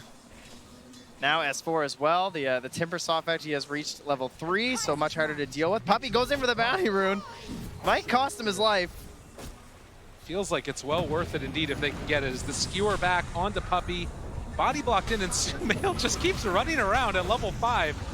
No fear, no cares about the mid lane. I mean, there's nobody hitting CS in there, but he's just getting kills. Up top as well. Looks like Zai's under the tower. Oh, they missed the arrow. Good blink away there from Artur, and going to keep the pressure back away from her. And you can see the strength of the Sand King. In spite of that death, still 36 CS here. And look how it just goes right back up too, right? Because the last hits, they're still stacking on Secret's side. Right up to that 2K, even after losing 2 heroes. Definitely. Oh, a good sentry there. Catches the observer where there was placed down by Fly. Dire's middle tower is under attack. Be able to pick up both of them. Sumail is looking to maybe get another, but Dire's top tower is under attack. it is just going to be the 2 stacks. Still quite good. Man, they are all over this though. Something that Secret just has not been employing in this series so far. Now Crit's coming through. It's only level 1 in power though. So, sorry, but that's all I got. Oh, and there you go. So one of them, but now they know. Sentry Ward dropped down for Flag. Did not scout out. It's just the Yapsor knowing where they were going to be. I feel like Crit's inevitably going to be here. He's like trying to get as many levels as he can, but a level 6 Slayer. A single point at the pounds is still 2.5 seconds. That thing has a serious value point at level 1. Mid one wisely keeping the creep wave as close to his hill as possible. Crit just kind of soaks up when he can. And in the meantime, you can see Sumail here warming up. A good amount of damage, but he clears He's almost top of the network, doesn't he? It is there. That will stop some of the aggression at the very least. TZ just gets the blink away afterwards. S4's game still very difficult now. He would have half the net worth. Zai at this point from the Sand King. So how concerning is this early game for Evil Geniuses? They're 2,000 gold down at about 7.5 minutes. Do the stacks make up for it at all? They're going to be a dual core kind of a game, very akin to what happened with Secret in the first game. I mean, okay, that was kind of just a solo core, just Nisha on the Wraith King, but S4, I don't know how much you can expect from him, frankly, this game. I think that he's already kind of not set up for the best looking game, right? Simply because of he got picked so early. He doesn't have a lot of control to work with. It's mostly going to be Sumail getting those big bolas to help him put the damage in. Game, very akin to what happened with Secret in the first game. I mean, okay, that was kind of DP out of there. Sumail already getting very active on this hero. Ember Spirit rotating at level 5, not something that you often see, but mean that he was able to pick up 2 kills off of it. That's an 8-minute Midas now from mid one. No boots, just Wraith Band, Midas. Flashing in that mid lane for all to see. Meanwhile, now Zai, you can see, got a big item himself too. That Veil complete. And pretty scary stuff here for a PA who's sitting this low. Has a respect the potential arrow that could come from Yasuo. They don't have lane ward either, so he's not sure how many heroes are here from Secret. That's an 8-minute Midas now. You can see the rotation coming from Puppey. Fly is nearby to help, but he's gonna need help himself, it looks like, as Zai spots him out. Man, that arrow is and they get him. But S4 actually rotating in. He still has the swarm on him and is going to turn now onto Zai, but Zai able to eat away the sentry ward that was down. Really heads up play there. Zai walking back into a sentry ward on the other side, and well, that one is not going to be able to make his escape, although Zai walks away from another. And look at all this damage. It's really nothing. They do bring down the Sand King, but lose their carry in turn, and Sumail now trying to make something happen, see if he can kill off Puppey. Another round of damage. S4 trying to run away, taking a lot of damage. They do kill off the Ogre. One shows up as well now, a flurry of action. Doesn't have the leash. The arrow is escape played. Yapsor making it happen, able to get that remnant out. They did not have the pounce for the follow-up. Yeah, no shrine ready though. That's going to be EG licking their wounds for a while. And that damage carry from Zai. Not able to quelling blade other sentry, but then setting up for another arrow there from Yapsor. Doing a pretty good step here. Oh, two, not really telling the full story of how much pressure he's been putting on to EG. As now Nisha takes the tower right in RTZ's face, and Fuji's back inside of the banner. And the net worth lead continues to grow. 5,000 now into the favor of Secret. We're just doing everything right. Now we talked about how there's this late game threat from EG. I mean, they're getting all these stacks. There's some net worth sitting inside the jungle, but what if they get pressured? What if Secret come in here and take this all away from you? Then your game's just done. Fair enough. It is a little bit different, though, at the very least, since mid one went for this Midas. Might be a little bit slowed down on the pressure, but these heroes just naturally come online faster, and that's where the Sand King probably comes into play here, but I don't think there's any follow. Yeah, he's kind of leaked his way out there after the disruption. What if Secret come in here and Once he takes his tower, he's just getting in there. I think he's just going to make this his home and try and force Arteezy as well as Sumail down to that tower triangle instead. Might be a little bit slowed down on the pressure, but thankfully for EG, Sumail is going to be able to finish off those stacks. Through them with the help of the Empower. But now the question is, how do Secret invade the jungle? They have a smoke going to be switched back over into the inventory. Take smoke. Look at this. The gang. They're just hanging out, man. They got the smoke. Here we go. They know where Sumail is going to be, and they're heading right there. Yeah, they have an observer ward down bottom that's seeing where Arteezy is farming. And as they walk up to high ground, Sumail, does he have a remnant out? Doesn't look like it. He throws one now, but Puppey is going to sit on that. All right, here we go. The force. The fire blast. The arrow. The arrow comes out. It's all done perfectly.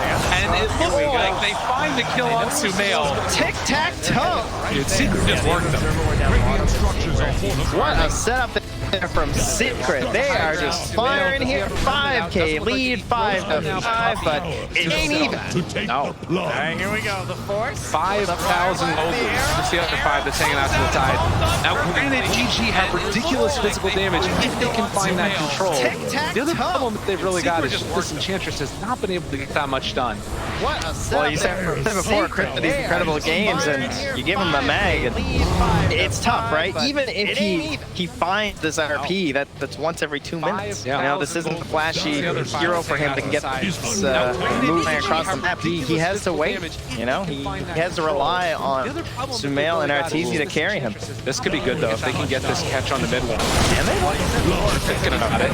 Disruption open up, and now Arteezy moving in. They need a lot of damage, but now Shadow Dance just walks away. And always get one. That's both your cores. Time to get the dust. Fly Plant sells last century and says, I need some last hit here, guys, because dust is expensive. Sumail and Arteezy to carry him. This could be good though if they can get this. It is going to be 5-5. With the Moonlight Shadow able to escape, and now goes for initiation afterwards. Dodges the arrow, but Fly just walks into it. Yeah, always get one. Man, it is such an expensive game here for the support, and this is not a GPM hero here for Fly, not a GPM hero here for Crit, so you need Dust for everybody else, you need Sentries for the Slark, for the Dark Pack. How are you going to keep tracking this Moonlight Shadow? Plus you've got the limit on the Sentries, which is another reason why Mirana has started to become a little bit more powerful of a hero. Now smoked up again. They're getting very impressive. Oh, that slight hit you more than he expected. And he got it out of there. Immediate reaction. That's the blink from here. So EG dodges away from the gate. The side walks up to the high ground in a lot of trouble. Arteezy just finds him, get the kill in time. The arrow connects and the burrow strike comes through. Dial living man up on the other side. Not looking like it's going to happen. Arteezy, he needs to get a couple more crits here. Puppey very low, but they kill off the PA again. And mid one lives through it all. The shockwave pulls back. He got to find that one kill. And S4 now throwing the shots, trying to find a finish for his team. A triple kill for though. Anisha just running away. Needs a couple more long duration, but he's in this away. And 4 dead for Evil Geniuses. The kill on mid one was pretty huge, though. I did not think they were going to get it. But Arteezy and a couple nice crits there with the help of the Empower. Makes that a 4 for 3. It still favors in terms of gold, but the fact that the PA and Ember are going down, doing this whole time. And now, potential kill here on that S4. And he's just dropping all the magical damage in the world, and we don't have an answer. They're take down this tier 1 tower. It feels like the story of this game in a way is this is just needing to hold off. But I'm not sure if they're going to have what it takes. They do not have tech clear. They don't have spam. When you're this far behind, this is very scary stuff. Sumail's going for drums. He knows he's going to have to combat build here. Don't have an answer. the other side. They're going to take down the tier 1 tower. See the remnant forward just going to try and... I think they're only going to get one bounty run again. Yeah. How do you get D-Board? They're scared. The league grows, the rich get richer. When you're this far This is behind, so often the story of these games. Almost 3,000 bounty gold going to Secret. We see 11 bounties there with 750 all that EG's been able to collect at this point in the game. And that's only a portion of the net worth difference between these two teams. You gotta think, losing those big games, the mental toll, maybe leading to mistakes here. And RTZ again falling back behind. He's in this freaking tier 2, it feels like.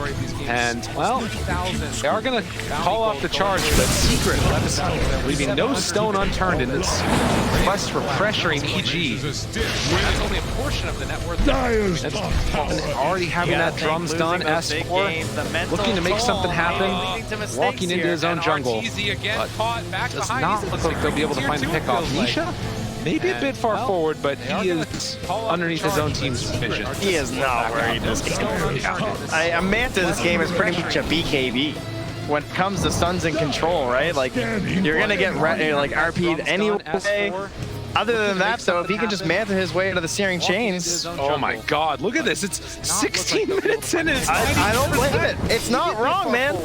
This game is out of control. The thing that's so crazy about this, too, is if you consider, you know, what PPD was saying during the panel, right? Like, this... It felt like EG outdrafted them both games. In this one, it just has not gone the way they wanted at all. 9,000 gold lead at 16 minutes. Secret. Oh my god, look at this. Doing everything that they want and a little bit more. Lane matchups is going extremely well for Secret, and then the key after that is just make sure you don't make mistakes. Uncharacteristic errors in the first 2 games. This looks more like the Secret that you expect. Clinical here, as they're taking EG to school. Mid one, sitting top of the net worth. Place he has not been so far this series, it feels like. On a hero that definitely make people shudder. All right, though, like RTZ net up to the desk, though, right? That's a long investment, finally coming to fruition. For the power of the Empower. I've seen a couple games like this, you know. The PA, not the hero you want to have to tango with when you're so far ahead. The game feels free, everything seems fine, and suddenly she crits through your heroes and you lose a team fight out of nowhere. Okay. And that's going to depend on finding those big initiations. And he's almost towards that blink dagger as well. Crits on crits on crits. Yes. With the power of the help. Perfect. Arrow comes out with disruption. You know, not the hero. And that is another nice part of this draft as well, is you've got some pretty decent save. The Ethos on Mirana, kind of an interesting adaptation from Yapzor. That's going to depend upon... Just another thing to work about for the PA and the Ember, as well as just giving them some tools to play against S4 too. So. EG smoked up.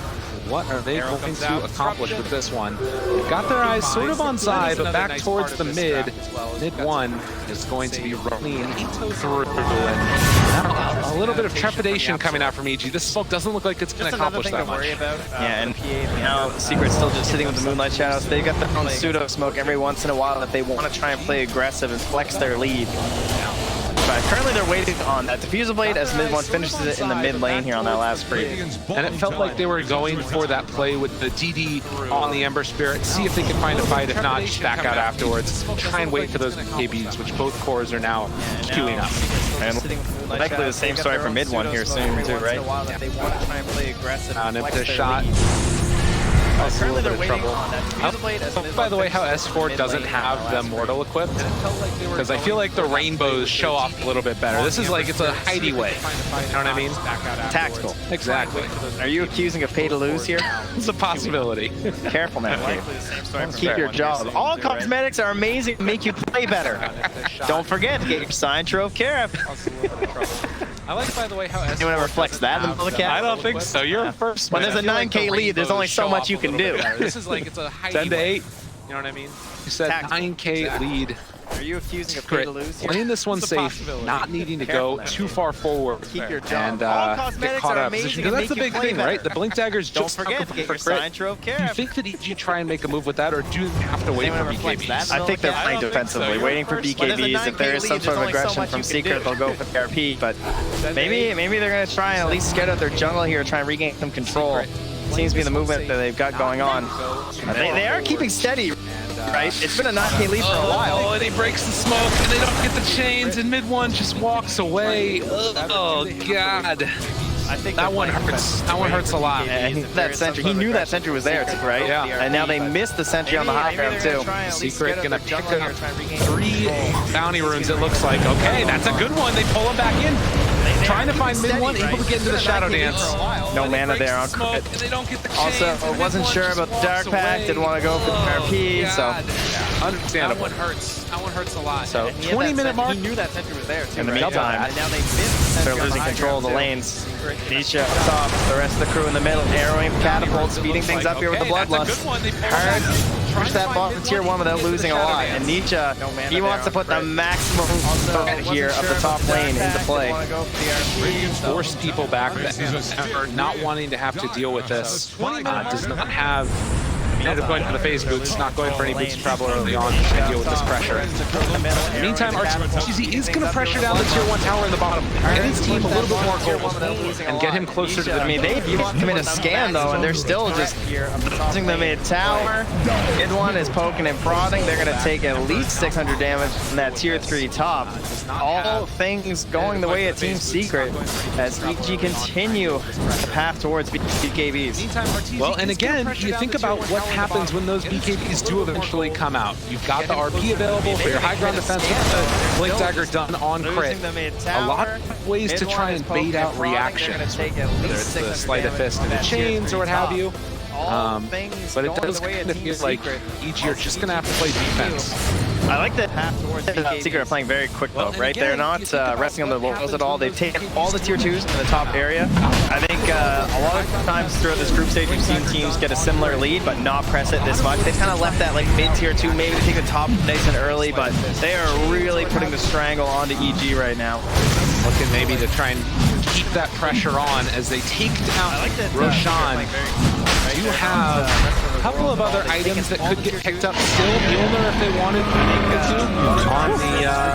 I think with an Aegis, I like that. I mean, it might just be worth it just to go. If you're going to go for the Moonlight Shadow play to start it off, who can they find? BKB's just now completed for EG.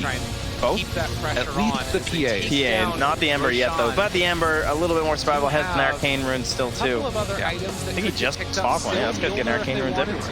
I think with an Aegis, I like that. I mean, it might just be worth it just to go. It looks like Secret want to jump on him, maybe anticipate play. Down bottom, Zai is scouting out RTZ. They're trying their own bait play down here. This could be the fresh and power. All right, be careful. TZ just going to jump away. Force out rotation from Zai. That looks like it's enough from EG to decide to back out. Unfortunately for them, Zai has bots. So he's the one who's trying to keep this pressure up and let them play fast. Look out, S4 gets popped by the arrow. RTZ going to throw one dagger of his own and now trying to back away. Double bracer, medallion, untouchable. Dragon Lance. It's keeping him survivable. 1620 HP. It's hard to kill the Ench. 18 charges. S4 has arrived, but of course his game is not really an off-laner game. It's true. He's a jacked up support at this point. He's behind Yapsor. Okay, now he's ahead. Okay, and then behind, and then ahead. I will say one thing that's nice about the Ench is getting up to that level 12 does severely increase the amount of damage that you deal with that impress. S4 has arrived, but not a whole lot of those his game is sort of right-click attack speed items as of yet for the Ench. I mean, they got the deadly slippery heroes too, right? And the Weaver and the Spark and the CC is not all there from EG right now. How often have we talked about stuns just winning you some votes? So how does Secret actually go high ground though? It feels like EG have a really good lineup for holding on to it. Ember Spirit now finishing off the BKB as well. A lot of this depends on crit. Now stunned up and it froze. Oh, disruption. Wow, saving his buddy for a moment. They still get out of there. He is done. Didn't get any seconds outside of there. TZ blows up one. That side already did. Can they find any? Tries to hide away. They have decided to chase it. Yapsor going to die. Puppey off to the side, able to get himself out. So they do manage to win a quick fight there. Signs of life from EG. A lot of damage there, not just even Arteezy, right? Got through there with S4, and assuming everyone putting their weight into it. And the biggest thing, no BKBs popped. That is very good. They have decided to chase it down. So they couldn't quite get the disruption in time as the arrow had connected. That's why he came out so stunned up there. Credit, but so happy with his trade, I would think. Especially to give him a little more breathing room to get that right and more. And now, everyone putting their look for the Moonlight Shadow again, but all of the team is not quite there. Secret. Oh, mid one, they spot him. He has to know they spot him, and they jump in, they find the catch, trying to get the kill, but mid one, he on the jump point just barely. Are you kidding me? Hey, I wasn't worried. I had no ulti or anything. Just going up. He's like, all right, guys, RP's down. I mean, the thing is, he had to know that they had vision, so that was... I mean, can we call it a beat? I don't know what to call that. You ask how they go high ground. That's one way to do it. Nisha still has that Aegis. Oh my god. Been life on the edge. Great. Danger. Great positioning there from Kurt.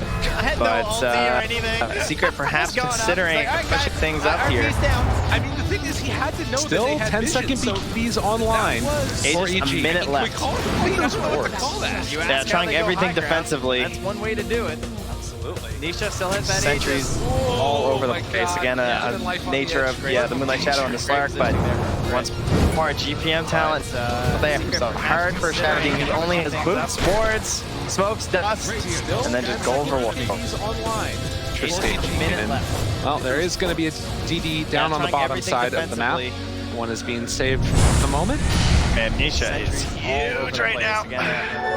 He's ahead of a Midas Slark, but Nisha is definitely proving the haters wrong here. For Shadow Team. He only has. Does he have haters? He's a pretty nice guy. That's true. Uh-oh.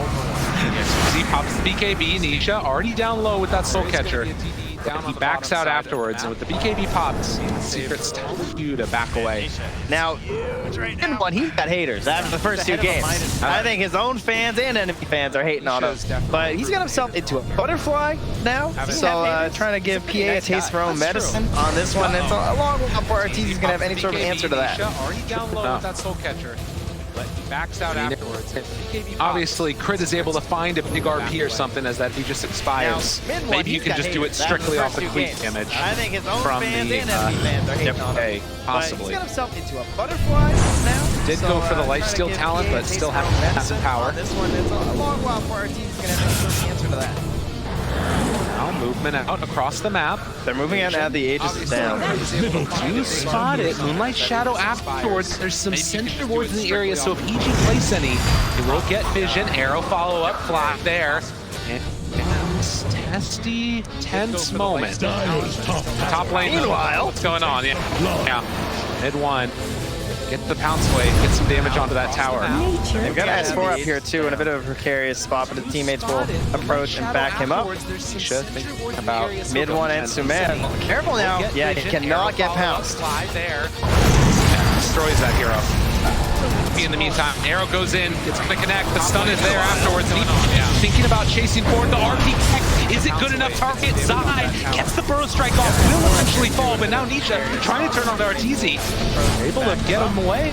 So Nisha not able to make enough space for Zai to escape. EG still holding on, no BK pop that time. Zai is a group target, although of course you'd rather have the Slark and the Weaver. He's one of the heroes right now that's currently helping these lanes stay pushed over the side of Secret, denying you space to try and get yourself back into this game. He also sets up a lot of stuns for the Ogre, sets up stuff for the Mirana too. So Zai, that leading vision to give Nisha an easy time. Still holding on, no BK. And it feels like this game, everything for my carries. S4 went for that solar. He's going to run in the mid one here. He's got the BKB and the TP. Thinking about chasing. Let's have strike away. Arteezy still chase. They're bringing in the Ogre. And not wanting to give up on this one. The BKB TP one just going to jump through because why not? He's making the space and making as many resources as possible there. And Fly going to try and use this opportunity to get some beacon down at the top. Sentries, observers, anything to try and create a pick-off moment on that side lane. And in the meantime, Ember Spirit's been able to build into an Aghanim Center.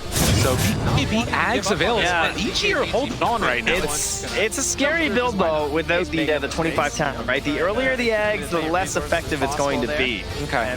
Because you don't have that 20 remnant charge restore time. So it's still incredible, of course. It gives you ridiculous range. It gives you good chase potential. If they find this good RP, it's going to be very hard for these hanger-oners of Secret to get away. Probably still possible for someone like Nisha and Hidmore, but Yasor, Puppy, Side could end up being kind of food here. If they get the initial good start. If the fight starts to look bad for Secret, which is still going to be very difficult to do when they have a 14k lead. Throwing up. Arrow still going to bounties. Root there, onto the Ember. Puppy getting caught for the moment. Side looking for the catch, and they actually hit an arrow on Mag. Meanwhile, Sumel's going to kill off Puppy, still chasing for more. Again, Zaya is dead. Time lapse back the other way, rooted. He's back, he's going to be back, and he might just go down even extra. Poison ball. EG pull it back again, and they're looking for more. EG, find 3. Mid one's got run. That is a great first fight with that Agonist. So that is the reason you're talking about there. It gives you a hell of a lot, and we knew it was going to be a dual core game with these two trying to carry everything, and look at that damage. 7,100 of their 96 coming from the PA and the Ember. Now moving into Roshan. I mean, these heroes are dead with no buybacks, so they can't contest. This is a huge opening for EG. It was at 92% in like 12 minutes. Oh, 90%. Can we see this after an age or so? We're going to start bringing them back down a little bit for passes. See Sumail, 2.5k hero damage. Already on the Ember. So now just a 10,000 net worth lead. But the bigger thing too now is that EG are going to start to claim some of this other gold around the rest of the map. As we see the replay, it was such a spread out fight, and this has got to favor EG. Yeah, and the spread out, yeah, as I said, it's time he goes in. He thought there was probably going to be more heroes. He also understands how important the crit's going to be. Right? They know they want that big RP on the mid one or Nisha. Not expecting damage to come out there, and especially that first hit bash from Arteezy. You're already lucky when you're playing the PA, and rolling the dice results in a victory for him on that one. Well, Fly definitely feeling the moment right now, and feeling like they have the potential to keep this pressure on. S4 is still managing to find an impact too, right? After a very difficult start on the edge. 5k5 gets that last impetus touch on the Nika, gets him quite a bit to try to find himself into a BKB, much like his buddies. So how much is this the complexion of the game now? Getting the Aegis on EG, PA has it. Are you starting to feel like they're making this comeback work? I think the fights are still very hard, and there's still a pretty large window, I'd say, for Secret, right? You're getting close to 25 talents now for the Weaver, and we still need that big RP for Fringe. Side, gotta be careful. Remnant forward, need to be careful there. The save, it's coming out for Fire. He's got his buddy there, and they need to get the heck out. 50 seconds, no Sand King. They didn't jump in on that arrow, didn't see their moment, and I can't blame them, right? Because you don't see crit. You can't just follow up on Sumail if you can't find that RP. It's feeling like one of those moments against Secret. Maybe this pressure getting them a little bit. It's weird that we have these 10-second BKB still, right? Like, the one on mid one too, just like holding on to it, not finding his moment. On that arrow, didn't see their moment, and I can't blame them, right? Because they don't see crit. The problems with this hero, I mean, the Slark is ridiculously farmed, but it feels like his impact in this game has not been up to that level of farm. Maybe it's just by nature of the hero itself, but another tier 2 tower taken, and this game is almost back to even. They have the Abyssal. Yeah. We're not expecting this to come out this early. They don't have an answer to it. The best they have is the dark back, but look at the swing back there now, down to 60%. I think it might go higher. Yeah, because EG, like, one Abyssal into Nisha, he didn't build for this. He had no way to deal with it. And I mean, into like the network craft, and you just see all of these pips that go back the other direction. Over the past, what's this been? Almost 10 minutes. It's just all been covered up EG, it feels like. I think it might go higher. Yeah. Now, hot trap waiting. They'll have his Aegis. They don't have Slark. Just reminiscent of a moment last game. Sumail on the Aegis, and they ended up losing it very quickly after Roach. He want more this time. Oh, the Abyssal! Finally, they can start this one off. Can they get the kill? Side. He's just dead, and no buyback again. 60 seconds. He doesn't have an answer. Jump away from Sumail. Turn to fight. Try and take that puppy. Can he bring him down in time? No, but Sumail, he's the one that cleans up with the stun. They don't have to save. They lose the Emperor. Can he run back into the spider? They just need to escape. Ford trying to do what damage he possibly can. Arteezy has the from on the buyback on the Ember Secret and Nisha, taking a lot of damage. Mid-1 also under control, but they have the Shadow Dance to run away.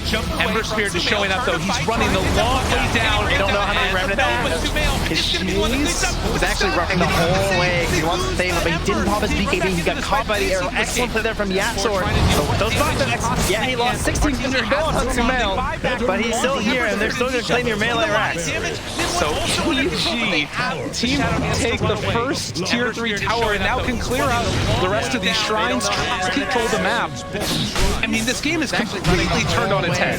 It's hard to believe that 16 are still sitting on that net worth lead here too. I mean, this is a level 25 Weaver. And he felt like he's so far ahead in this game, and I was talking about how this Ember was like level 20. He's level 23. He's gonna have that final talent. This Aghanim Scepter gets so absurd, and he's going for the off-terrain build. I mean, this game is completely turned on its head. I don't know how to rate it exactly. It feels like it's just sitting on that net worth lead here been a too. I mean, complete collapse from Team Secret over the last couple of minutes. He felt like the going high ground issues strike again. They couldn't find it, didn't have any Aegis to do it, or they weren't able to at least get up there with it with the Weaver. And now hard to believe that it's EG who draw first blood. I don't know how to, again, looking at just win probability right now, just again to strike back how big of a turnaround this has been. It's still holding at 51%. It's like, not quite. It's like, oh no, I'm sure it's right. Oh, it's going back up. Well, 5,000 gold leads still for Team Secret in spite of that. What's the play for them? How do they get their feet back under them in this game? How much more can Mid-1 and Nisha really, it feels like you gotta start looking to the other players. Zai for sure is the big one. He needs to find a way to survive. Simple as that. EG of course doing a great job of prioritizing, but Zai's gonna be the one to get in there and set those big fights for his team. Probably find Fly, the save, and targeting crit. I do still think it's a big answer, right? Because Nisha, he needs that next defensive item, whether it's gonna be the Scotty or it's gonna be the Satanic. He needs to choose something and get there so that he can't just be calming down in an RP or an Abyss. EG, of course, doing a great job. You can see also the Blink Dagger picked up for Slark, wanting to get into the thick of things, just to see if they can catch somebody out. He has been very efficient with the Midases, made the investment back 1.4 times because of how early he got it. And now we'll see if he can make something happen in here with Slark still holding on to that BKB. 9 seconds on that one. And RTZ now finishing out the Satanic. Sumail getting the Octarine RTZ now. Finally, he can head towards that MKB if he wants to have an answer. Mid-1. Arrow, there's no follow-up. Mid-1 also doing the same here. So the race to the MKB versus one another. So we wait a minute and a half for the next Roche. Slark goes out again. Just get some vision down. Plus 100 untouchable slow. S4, he's found himself some survivability without gold. Like, without a talent. Of course, BKB making that. Yes, good for the Slark, but the Weaver's still no answer for it, other than his Gemini. The race to the MKB and EG, play for them. I guess just wait for that next Roshan. Make sure you have vision in the area. So difficult to play around the Slark, though. Get 25 on PA, too. See the relative value here of the support Fly. 13 camp stats. Man, dude. EG has that efficiency on lock. Still no answer for it, other than even Gemini. Look at all the spent on support items, too. Just keeping the sentries all over the map and deal with the Slark. And those camp stats make all the difference in the world because, again, the story of this game is EG trying to hold off against the pressure that Secret had, and they got their items because of those stacks. It's 7 wards destroyed on wide, too, which is shocking considering Secret are the ones with the Slark. Yes. Well, Mid-1 comes in and finds the leash. Can they get it in time? Pro strike through on RTZ. He's thinking about it, but they hold on to it for the moment. Mid-1 down to very low HP. Again with Zai. He's out there. The Pike also in Brazil, but they catch with the RP. But where's the follow? Force find the kill on Pumpy. Mid-1 also trying to get out of there, but another out of the remnant. They chase down the 5th man in the river. You're in my territory. And the stun from Mid-1 doesn't want to go back in.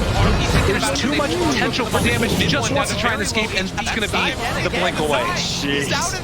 Barely gets that one. Still another win there for EG. And narrowly losing their Slark too. That double RP, I thought maybe was going to get set up there as Crit trying to keep himself alive with it. RTZ not quite there in time for the follow-up. And you talked about the need for the levels on Sumail, now 25. This ability is just absurd. Barely gets out of that one. Sword time. Win there there. Just gonna get himself up to 5, and you're not getting away, right? If you start a fight in secret, you better finish it. Maybe it's gonna be a sit up there. And Crit trying to keep himself alive with it. RTZ gonna keep this tractor out again. All of the lanes. Oh, mid one going over a curve here. This would be a nice little pickup for him, but doesn't want to get How about a big Magnus too? Keep using that night vision, right? Keeping an eye. On to what Crit's do. Very patient stuff here from mid one as he takes the back line. Maybe he's trying to set a fight. If he does go on somebody, they have to be able to finish it. Otherwise, essentially, Sumail could run him down. Oh, mid one here. Playing so aggressively here. Again, he's abusing that vision. Really good stuff here from mid one. He has the protection of his ultimate, knowing when things are looking bad for him. Does need to be careful though. It just turned daytime, and now he's in no man's land. Mid one, they have the disruption afterwards if they want to use it, and S4 also chasing him down. RTZ looking for the follow-up, gets the blink away. Yeah, the turn today. Again, he's abusing that hiding up on the high ground. A little bit scary there for the slow. And it looks like they still get few bounty runes despite all that scouting out from mid one too. So EG feeling fine about this. They send RTZ forward in the blur. He's not afraid. He jumps forward. He gets the best play mid one. Gets the BKB off, trying to run. Doesn't have his ulti for another 30 seconds though. And RTZ throws it back. He's able to hit it. Chase forward for more. David shot from downtown. Tries to find the kill. And Sumail looking for the finish. He's saved for more. There's going to be a catch on Nisha the Weaver, trying to run away, and they get the buyback from Sildark and now run out of there. Epicenter, more staff, trying to keep them all survivable. RTZ almost able to get brought down, but can't quite there. Disruption saved. They're all super low on EG and they need to run, but Sumail needs to finish this one off possibly as they chase forward for more. They find another on Nisha the Weaver.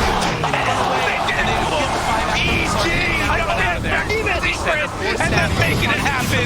The Satanic goes for cooldown. He still missed the fight at last. Oh, they chase forward, and Evil Geniuses now gonna hit the tower. They turn forward. They're running. They chase forward. You believe it, ladies and gentlemen. EG did it. The panel, they better hurry, because that one ended in a flash. EG celebrated. The Satanic in the cooldown. He still missed. Unbelievable. And again, you can't overstate the comeback that they had at around that 20-minute mark. It was so ridiculous. Man, and look how much that win means. The family up there as well. The huge size relief, like, oh my. Panel, they better hurry, because that one ended in a flash. EG celebrating in the booth. Oh, unbelievable. And again, you can't overstate the comeback that they had at